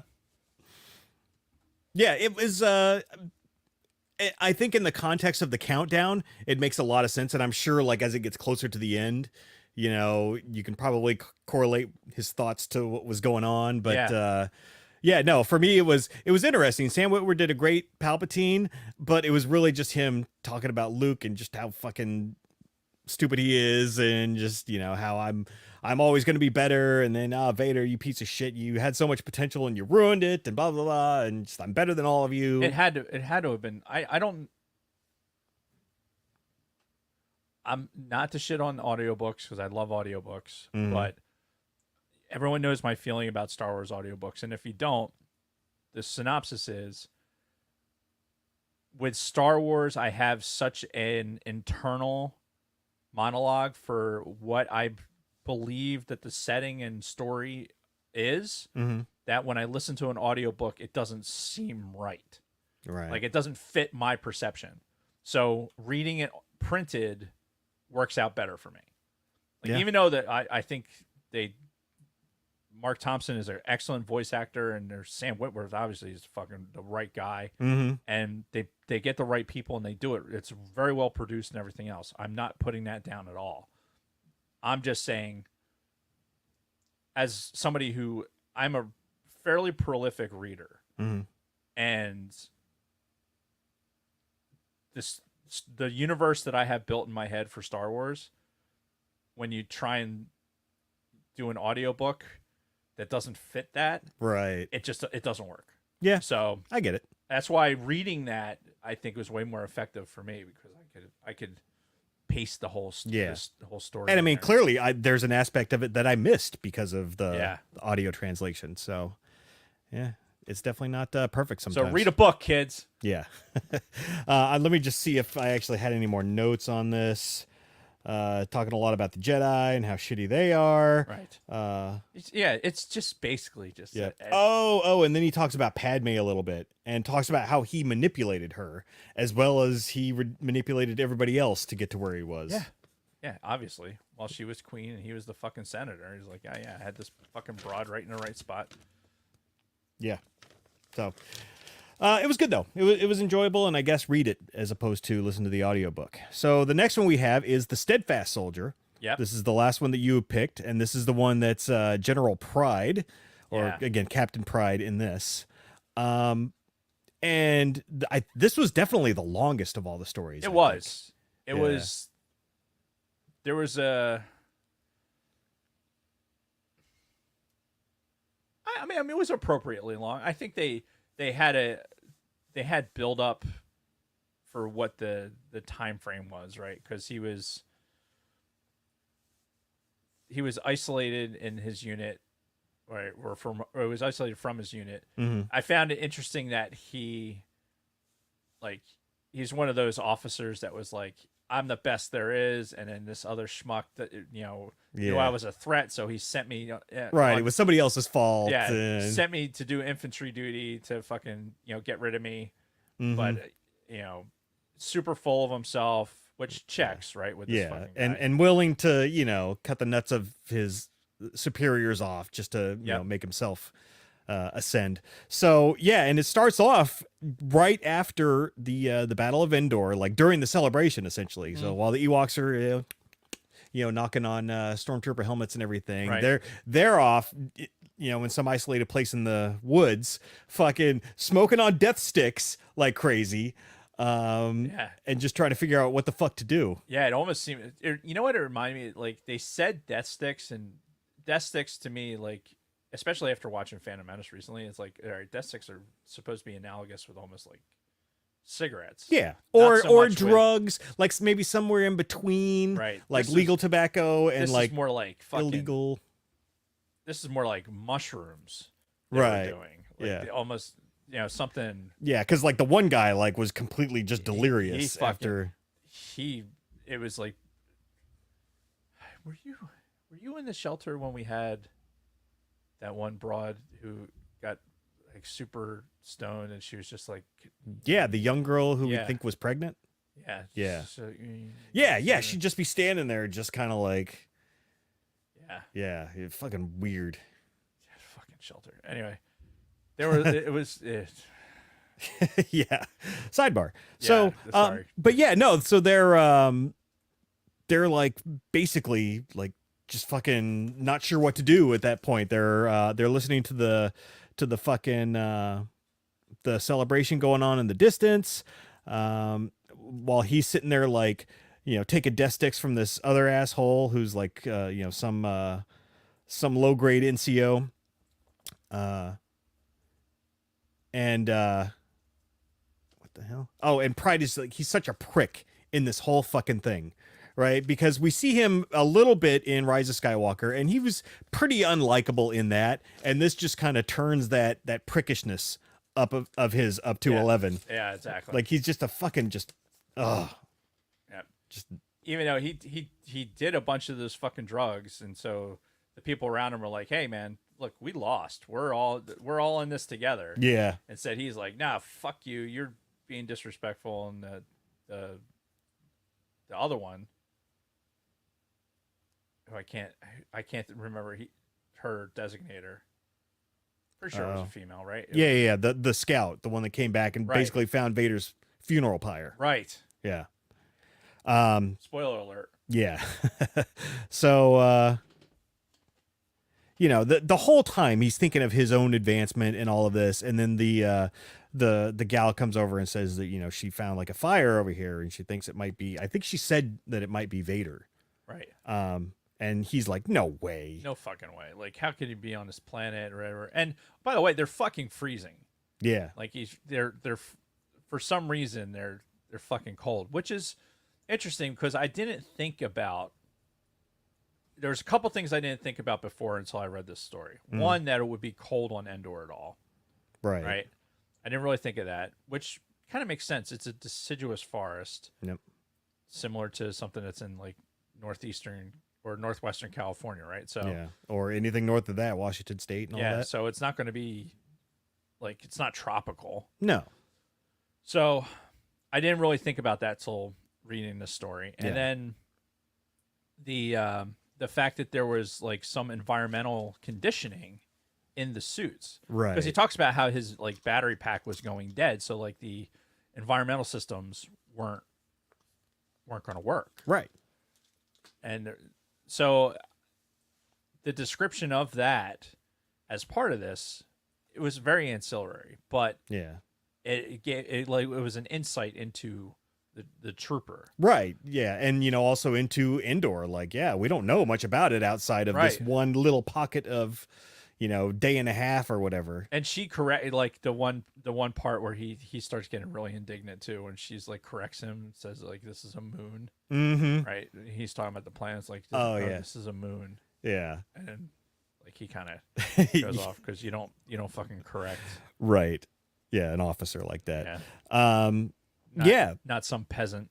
Yeah, so she mentions that she found this fire and she thinks it was Vader. So they go and they check it out. And the whole time he's like, oh, if I can find his lightsaber, I can show the Emperor that he's dead and that'll, move me another Right. rung up the ladder kind Right. of thing. So the dumb motherfucker, the fire's still warm, Mm-hmm. so they must have just left. Yeah, yeah. Right, where'd all those Ewoks go?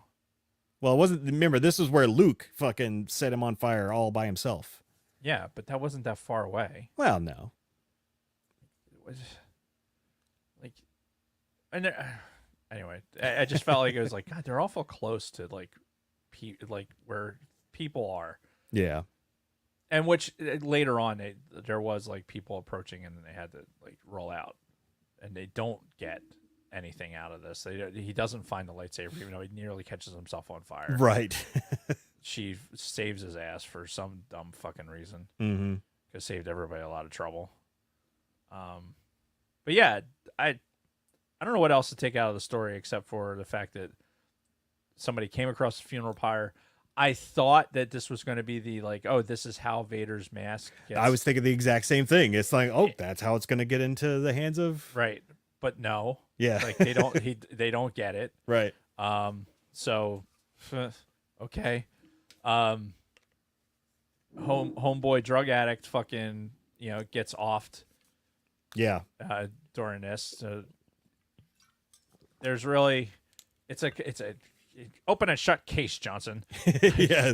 Sprinkle some crack on him. And Let's get the fuck out of here. And yeah, ultimately it ended, with him. Her name was TK111 was the one trooper. But yeah, he kind of like. He asks her name at the towards the end of it. Oh, does he? Yeah, I didn't catch that. he does. He specifically asks her name. Mm. Fuck. Where's the book? Give me the book. You put it on the desk. It's on the desk behind the black shoes. Oh. Sorry. But yeah, ultimately he, she's like his new little underling. And he has her like finish off the rest of the people, like the death stick guy. And that's pretty much where I stopped taking notes. It was ultimately them getting off of Endor and just showing what kind of a sniveling little asshole this fucking Pride is. I think that's really all it was in there for, was just to give us some context about that small character in Rise of Skywalker. Yeah. I mean, if you're going to be like, hey, you're going to have an opportunity to write a story, and here's your options for Return of the Jedi. What do you want to do? And they're like, oh, okay, well, let's do something about this. Yeah. So, what is the name of this that we're doing right now? The Steadfast Soldier, right? Yeah. It's like one of the last ones. Yeah. So did she actually say what her name was? Yes. I don't remember that. She did. Okay. Oh my God. I hope everyone can listen to me fucking finger fuck the pages here. I'm trying to keep looking at the Steadfast Soldier and seeing the Breakfast Soldier for some reason. I don't know if it's just bending in my bifocal weird. Yeah. Or if I'm just having a stroke. My head does hurt. I can't even read my own writing in these notes. Well, that's good. Yeah. Is there a gas leak? Are we dying? What's happening right now? Hello? So yeah, that's it. Permission to speak freely. Yeah, he says, "What is your name?" TK111, sir. Know your name. And then she says, Karenza, like literally, it's Karenza Massis. Karenza Massis. Yep. Okay. Well, who knows? Maybe she'll show up in a book later on, and then we'll be those few people that are like Leo, pointing at the screen. But yeah, that was TK111. Yep. So, all right. Return of the Wills. Last one. Yeah. Jason picks this one. I did, because, I'm thinking, oh, we're going to get some kind of the Wills reforming. And sure. I was with you. I understood it. I saw the title. I'm like, okay, yeah, the Wills. Yeah. This is reaching back into the annals of what Star Wars was meant to be when it was created. Yeah. When it was the Journal of the Wills for Luke Starkiller and all about it. And like, yes, this is going to be great. Everything I've read up to this point has been good. Yep. I'm really excited about this. So yeah, this centerpiece yes. of how Star Wars originated, yes. and Disney, they're gonna just, oh no, we're just gonna turn it into a big fucking joke. Oh yeah, we're just gonna fucking shit all over it. Yeah. We're just gonna be like, it might as well have been the Warner Brothers logo to fucking show up. Yes, because it's so fucking ridiculous.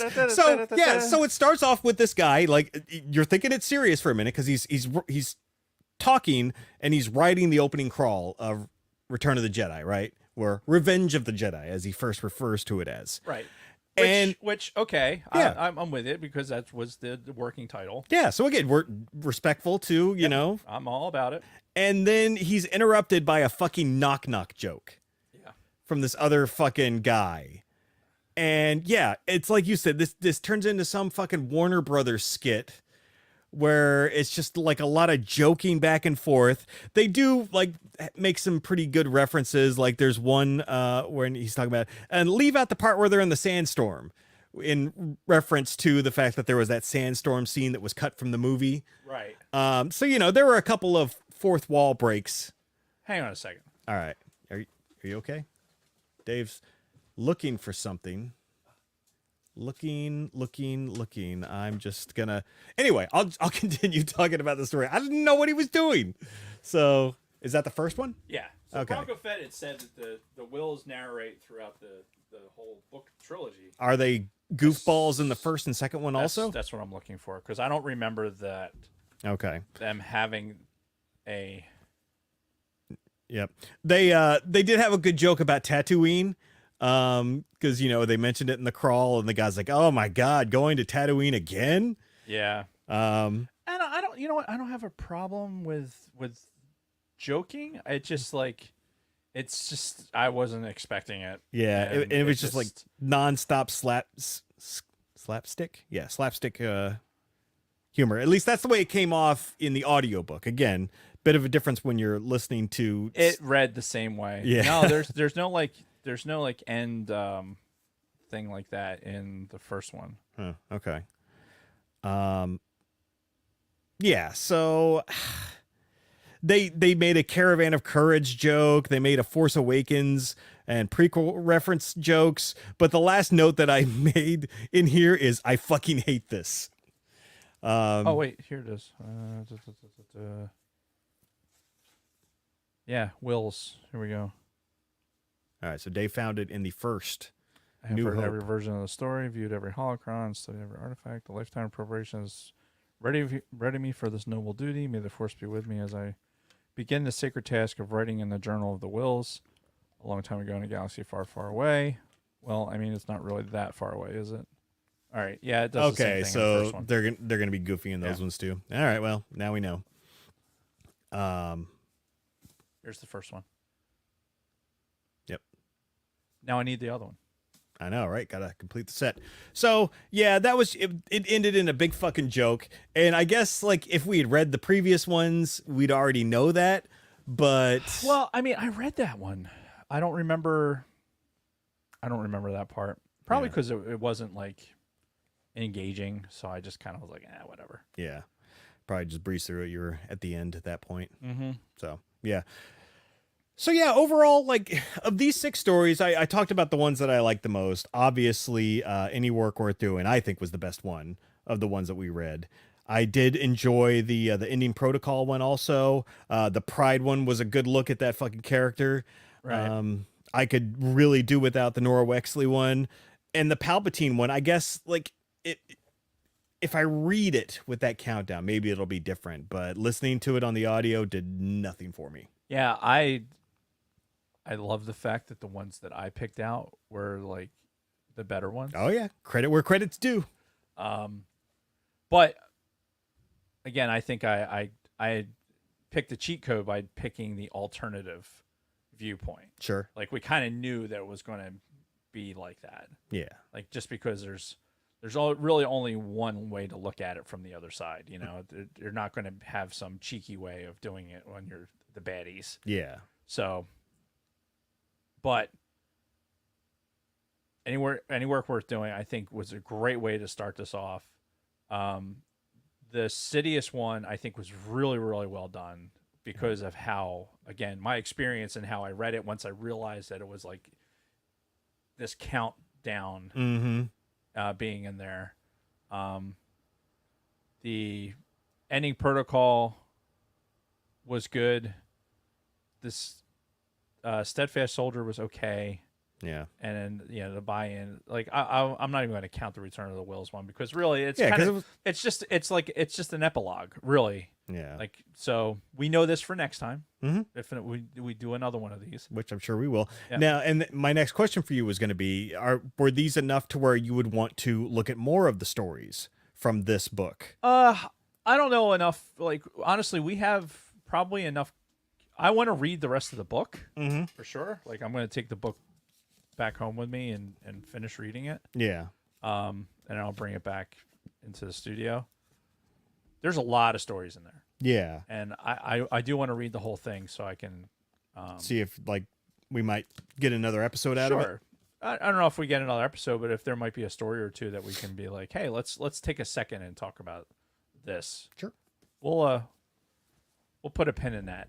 Look, we're not lacking in Star Wars content right now. That is we got true. a lot of shit coming up. And then we got a new show coming in a month. Yeah, so we're not necessarily going to need to dip into that well, but I think for something that seemingly could be a one-off, like it is a good collection of stories. And I remember too when we talked about this first one when it came out and I read it, I was pleasantly surprised by it because I thought it was just going to be a very cheeky thing, but there was some good point of view stories in here from a certain point of view. Yeah. That's why they made 2 more.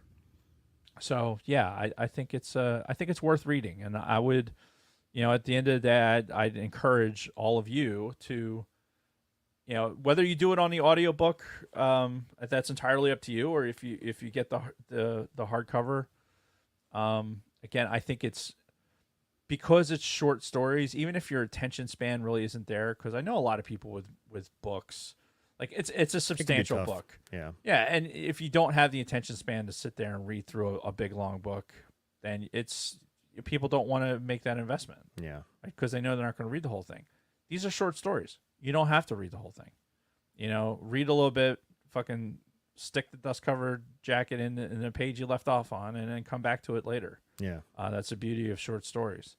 So I would recommend it.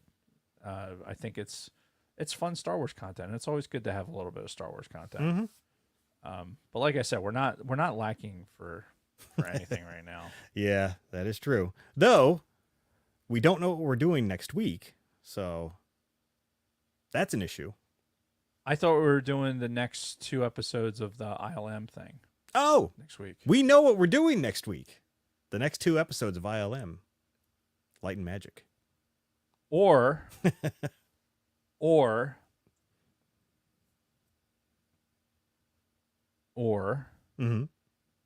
I recommend, because you have Prime, right? I do. So the thing with the things.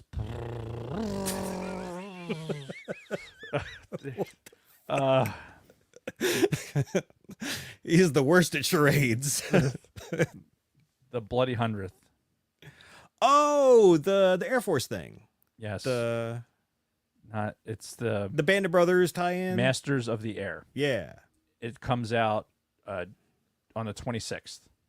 So 4 days from now. Yes. Okay. So I'd be game for doing that on Monday. Is it like 1 episode of the series, or? I believe so. Okay. Yeah. Yeah. Let's do that. Yeah, because I am like, I have a huge emotional investment in this series, and like you'll be watching it anyway. So. I'm going to be watching it anyway. Okay. So, and I've watched and rewatched the ILM thing, which I want you to finish. I want you to watch the rest of it. Oh yeah. Also, which we'll definitely work that in. But I think this Masters of the Air thing is going to be big, especially like my dick. My penis is so smooth. Yeah. I will say, and I won't dwell on it too much because we'll talk about it next week. But the things that I've read with the what spy? What? Oh, Guardians of the Galaxy escape pod. I don't know what's going on. I don't either. But no, because in Masters of the Air, like reading the book, I think for us as aviators, I think what we're supposed to get out of this series is this just an appreciation. Like we'll have more of an appreciation as aviators than most people. Yeah, I could see that. So I'm really looking forward to that. Like I said, I've read the book. I'll probably reread it. Because I've listened to it and I've read it. So I might try and squeeze that in. I'm an idiot because I'm in this mode where my brain needs to be constantly like, I'm not taking a master's class right now. Right. But my brain still like is trying to function like it is. So I'm doing like this. I'm listening to 2 audiobooks and I'm reading another book at the same time. Jesus. So it's too much, honestly. One of them's not going to get done, but I just finished an audiobook on welcome to this chapter of what Dave's reading. But I just finished there was a book about the Space Shuttle Columbia. The recovery. It was basically about the recovery effort for Space Shuttle Columbia. So it was as much about the actual accident itself as the recovery effort and what this 250-mile long debris path and all of these areas in Louisiana and Texas, and these small communities that got together, and there was over 25,000 people that were part of the search effort. Wow. And it talks about it basically, it's the guy who wrote the book was one of the people that was in charge of like the contingency operation to like, for the recovery. Mm-hmm. And there was no book written for it because they never thought about it breaking up Sure. on entry. Like it was either going to land short and crash, or they never had this contingency planned. Yeah. So they kind of had to make everything up as they went. So it's all about how they did that and how they used like the incident management system or the incident command system with FEMA and all these organizations. It's a little bit morbid because it's based on the show, the Columbia, and granted this is fucking 13 years ago now that the Columbia crashed. At least 2011, I think it was. Was it 11? No, I think it was before that. No, it wasn't. It's. I should know this. I just fucking read a book about it. Columbia crash. Was it 03? Is that right? Yeah, it was 03. What was it in 11? Oh, 11 was the last flight. 11 was the Atlantis last flight. I knew I wasn't fucking crazy. No, I mean that's fair. I can't fucking, my brain doesn't. Yeah. Anyway, regardless, it's really good. I will, if you're a member of our Discord channel, I have to put in what we were reading, and I've finished that, and I started reading. It's a book called Spaceman, and it's written by a guy who he flew on a space shuttle. Is this the one that the Adam Sandler thing is based off of? Adam Sandler? The Adam Sandler Spaceman movie or show that's coming out? I have no idea. Yeah, where he's like isolated and he's like in space by himself for 6 months. No. Okay. This guy was on the shuttle. He was a payload specialist on the shuttle, and it's him writing about how he was a fucking just a kid in Long Island who wanted to be an astronaut, and then, like how he managed to become an astronaut. Okay. It's his whole story, and he was on Adam Savage actually, kind of promoting the book, which turned me onto it, and I had a free Audible credit, so that's what I got. Yeah, his name is Mike Massimino, and yeah, I'm looking forward to reading it because I'm all about the space shuttle right now for reasons.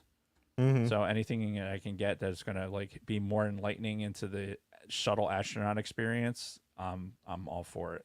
So, all right. Yeah, and then to finish out what Dave's reading, just because I mean, just for clarity's sake. I mean, you've already given us 2 of the 3, so you might as well clue us in on the last one. Hang on. Here. I pull it out of the magic fucking Mary Poppins bag here. It's a science fiction book called The Left Hand of Darkness. Darkness. Well, we always knew lefties were evil, so No, that makes sense. Parents. It's very weird. It's very weird. This is like Adam Savage. Again, my obsession with Adam Savage, right? Adam Savage had recommended this. It's an older book. This is like the 50th anniversary edition. Mm-hmm. So it's an old sci-fi book. Yeah. But it's like about androgynous society, and like it's odd. So, but I'm working my way through it. Yeah. What was wild, man, was the guy who's dressed the most like a bitch was getting all the women. Charlie Murphy. All right. Oh, don't forget the notes tonight. I have to do the notes. Yeah. Are we done with completely certain point of view? Like officially? Yeah. Okay. I don't have any more to say. Go read it. I don't have too much to say. All right. So I guess we can start with the notes, eh? Yes.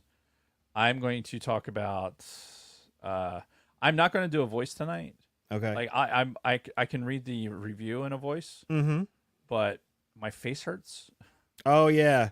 Like He had pieces cut out of his face. Yeah, and I'm not gonna lie, talking for 2.5 hours has not been the most comfortable thing in the world. Mm-hmm. If it looks like I'm only talking out of half of my mouth, that's why, and I apologize if it sounds that way too. Because just moving my mouth, it's not healed yet, so Yeah. I apologize. So I will talk about ATSW family happenings, though, because Wednesday, Snooch, Big Lovin', and Dragon Buddy will be taking a look back at 10 years of Guardians of the Galaxy. 10 years. That's when the first one came out? 10 years Apparently. ago? Damn. Well, you know how you'll find out? If you catch ATSW The Escape Pod live at 19:05, 7:05 p.m. Eastern on the YouTube. So go and do that. I'm actually, I want to harass them, so I'm going to really try hard to make myself available on Wednesday night. It's so hard. It's so hard. Mm-hmm. So hard. Ladies. My penis is so smooth.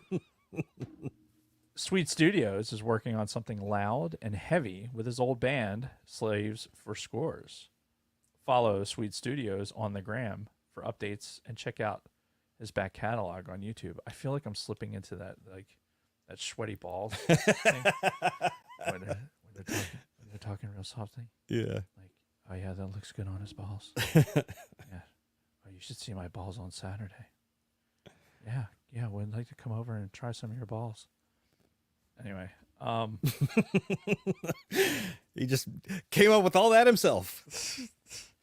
Anyway, sorry. You know what it was? It was from the screaming earlier. I think is what it kind of opened. Oh, it hurt your face a little. It opened something up. Oh no! So it's like, ow. When you were doing the goat. Yeah. Yeah. Good stuff. Used and Abused had an impromptu live stream last week. Oh shit! Good for them. They've been offline for a minute, so you can catch the replay of that of What's in the Box. What's in the box? There you go. At Used and Abused Pod on YouTube. No news from Layman's Terms, the Orange and Fett Show, or Frogmore Art this week. And I know at least one of the Fett brothers in there in the chat today. So if you have something, just put it in there. They had episode 100 recently, and we're covering Daryl Brooks. Gesundheit. Thank you. They're covering Daryl Brooks on Friday. Who's Daryl Brooks? I don't know. Bronco Fett, who's Daryl Brooks? I don't want to wait till Friday to find out. But for everyone else who's listening to this today on Monday, they're going to be talking about it on Friday. Apparently he's a convict. He received 6 life sentences. Wow. So he's exciting. Yeah. So, oh, yeah. the Christmas parade attack guy. Was this the guy that like ran through the crowd? Oh my God. Yeah. Waukesha, Wisconsin trial. Yeah. Very good. So, yeah. Totally forgot about that. So, the Orange and Fett Show this Friday, they're going to be covering Daryl Brooks. How you doing? So, give them a listen. They're getting into some serious shit. Yeah.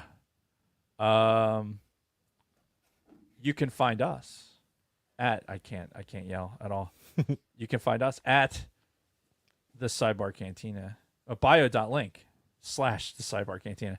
You know, thank God I do this read because I've been updating some stuff on on different social media platforms, and I'm thinking, what is our Instagram address? And I don't need to know it because we have bio.link/the Sidebar Cantina. Yeah, which you recite every week. Where you can find our links to Patreon, YouTube, our audio podcasts on Apple, Audible, and Spotify, and all social media platforms, including X, Instagram, Facebook, Twitch, TikTok, and Discord. Once you get to the bio link, simply click the symbols under our pic to go to your platform of choice. You can also find all of our past Spotify mixtape playlists. Happy birthday, Matt. He turned 39. 39. 39. 94. Nope, not that one. 37. My girlfriend sucked 37 dicks. In a row? In a row. Happy birthday, Matt. Also in our bio link is our TeePublic merch shop. Choose from 7 designs on everything from t-shirts and hoodies to tote bags, phone cases, exclusive stickers and pins, wall art, magnets, notebooks, laptop cases, pillows. It's not the same. It's not. Just about anything you can imagine. Nothing says loving like a naked Jason chick on a pillow. This is fact. This is absolute fact. Yeah. You know, I was what was I doing? I was making a flyer for an ad book for a Masonic organization this weekend. Mm-hmm. And I'm going through my pictures on my laptop. And as I'm scrolling through the pictures to try and find a suitable emblem, I come scrolling across, and it's Jason's tits are scrolling across the fucking screen. No. I'm like, oh my God. I would love to make this transparent enough to be able to sneak it into things. And just kind of have it in the background. Oh God. It would just be so fucking brilliant. So maybe if it went through the printer at this right spot and it was just dark enough, people would be like, what the fuck is that? I should so totally do that. Oh my God, that's fucked up. Well, and what's funny is, more and more people that I work with are starting to become aware of the podcast. Now, I don't know if I've gotten any new viewers through that. Right. But now I'm thinking like, fuck. So they're all going to know about the Jason Rose. Jason Rose. Oh, no. We'll have to, I don't know. I don't know if there's any imagery. Well, they can go to the TeePublic merch shop and they could get themselves a Jason Rose. They could have a Jason Rose day in your office. No. Oh my God. They could have a Jason. They could prank me so hard. Yes, they could. There is plenty of material there. And we will support that 100%. Whatever you need to make that happen, we will do it. Anyway, continue. Nothing says loving like a naked Jason chick on a pillow. Go to bio.link/the sidebar cantina and click merch. Reviews. Yes. We got a new review. We have a review. Yes. Now, there was no specific request voice-wise, so... Okay. So what...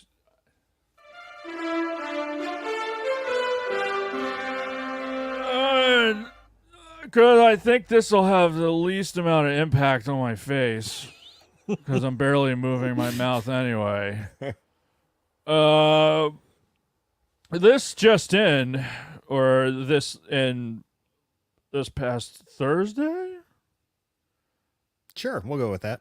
We got a 5-star review from Brian, spelled correctly. That's the name that is on the review. The full name is Brian, spelled correctly. So he obviously has had issues in the past with people misspelling Brian. We're looking at you, all of you non-Brian spellers. Life goals. 5 stars. Thank you, Brian. Dave and Jason are living the life that I hope to be able to have one day. They have awesome chemistry together. Gay. Obviously value each other as friends and co-hosts.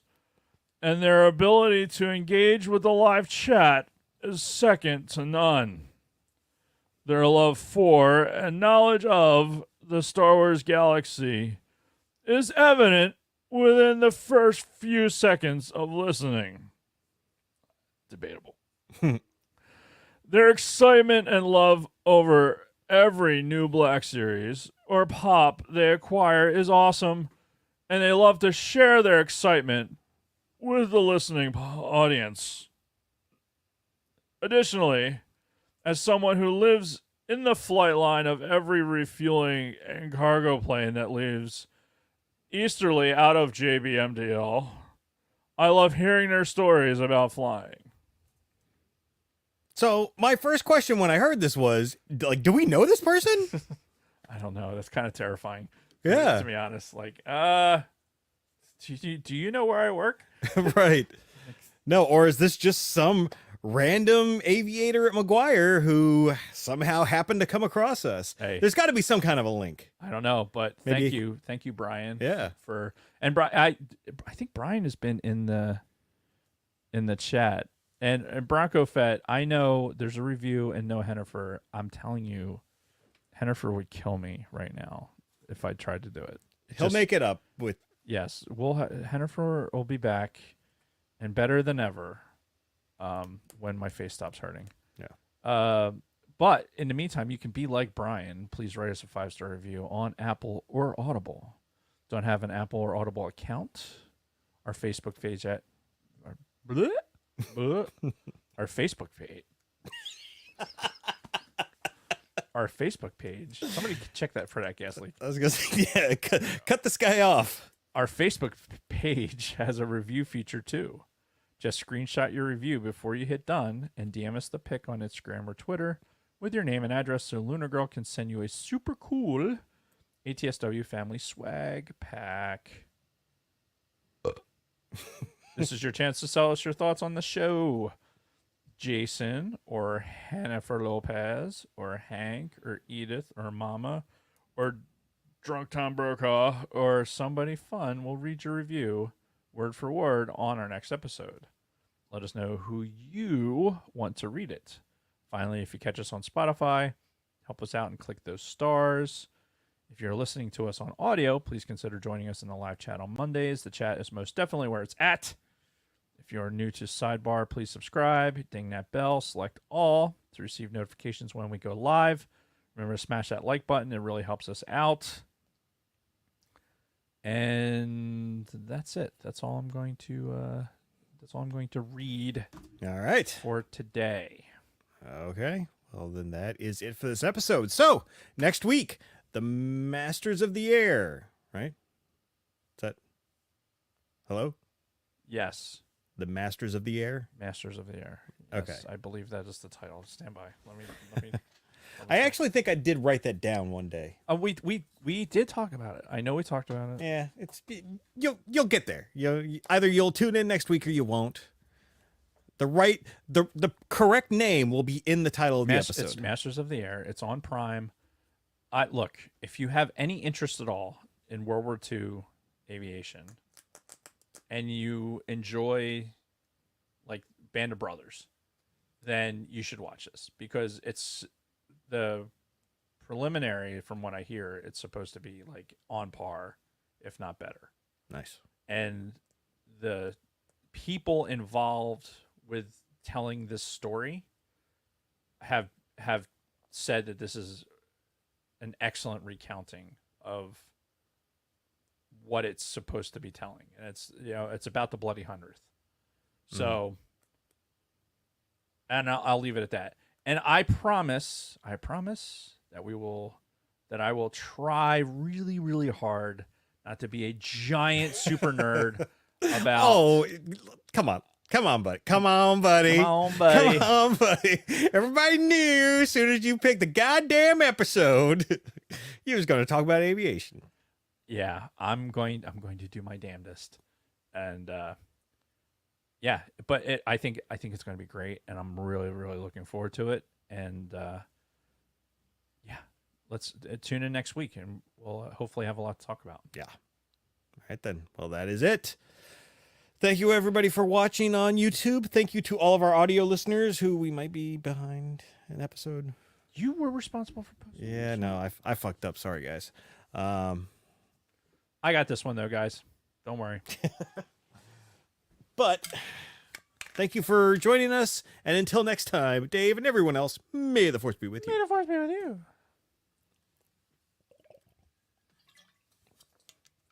Okay, now what do I click? And I clicked it. it. Good job. I knew you could do it. You can do it. All right, let me eject this. Ladies. Where is the adapter? That is a good question. Adapter. Oh, I got it. Oh. Yeah. So, fucking football, man. Yeah.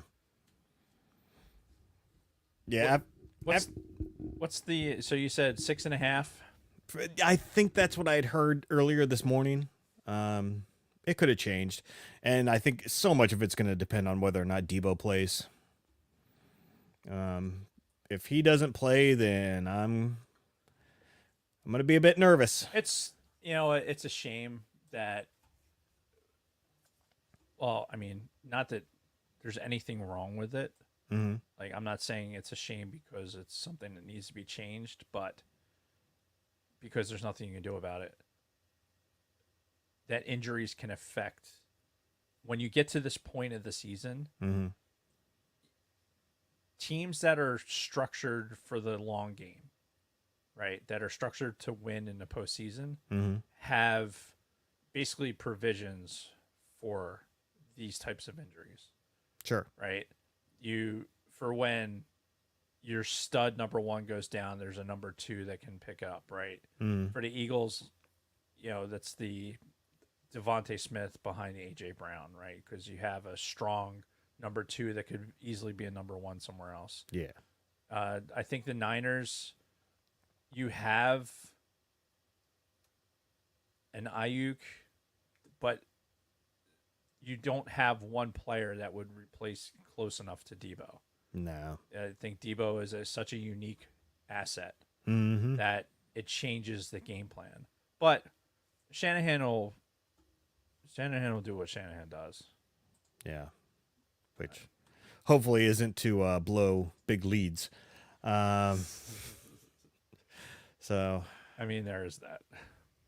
Yeah. Yeah, if I had to guess, I'd say it's going to be Niners and Ravens in the Super Bowl. I would like, if that happens, I would love to see the Niners get their payback for that beating they took earlier this season. But watching the way the Ravens are playing right now, god damn. So if it does go Ravens 49ers, you think there'll be a prop bet on whether or not the lights go out? You never know. That would be fucking hilarious. I would totally make that bet. Yeah. Just because.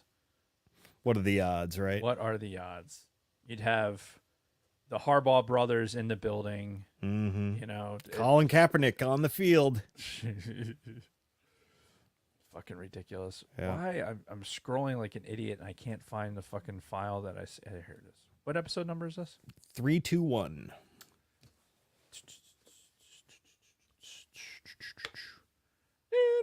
Oh god, my head hurts. I kind of knew it would be.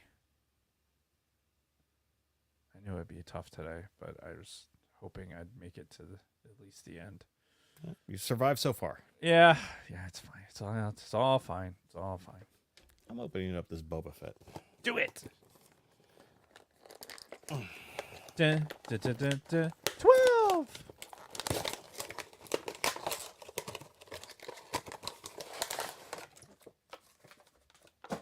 Oh no, I don't want to do that.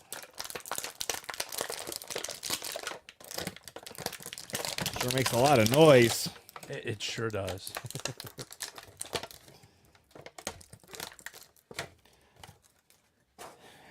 $11, $12. Wow, this is impressive. Impressive.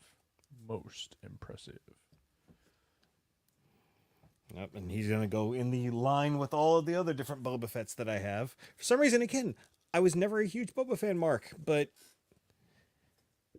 yeah, just something about that look now.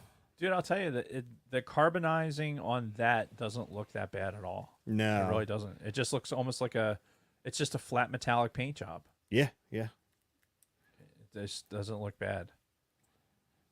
And what I like about the Return of the Jedi carded one that's on the wall there is it looks so much like the action figure.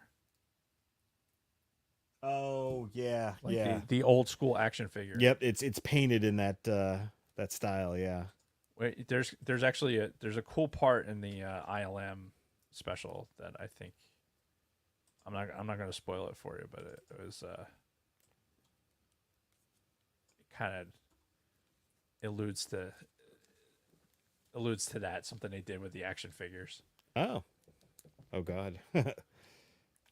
Yeah, man, I can't espouse the virtues enough about that ILM special. It was fucking great. He's got his little fucking hair of justice there. Yeah. I just had it kind of propped up there.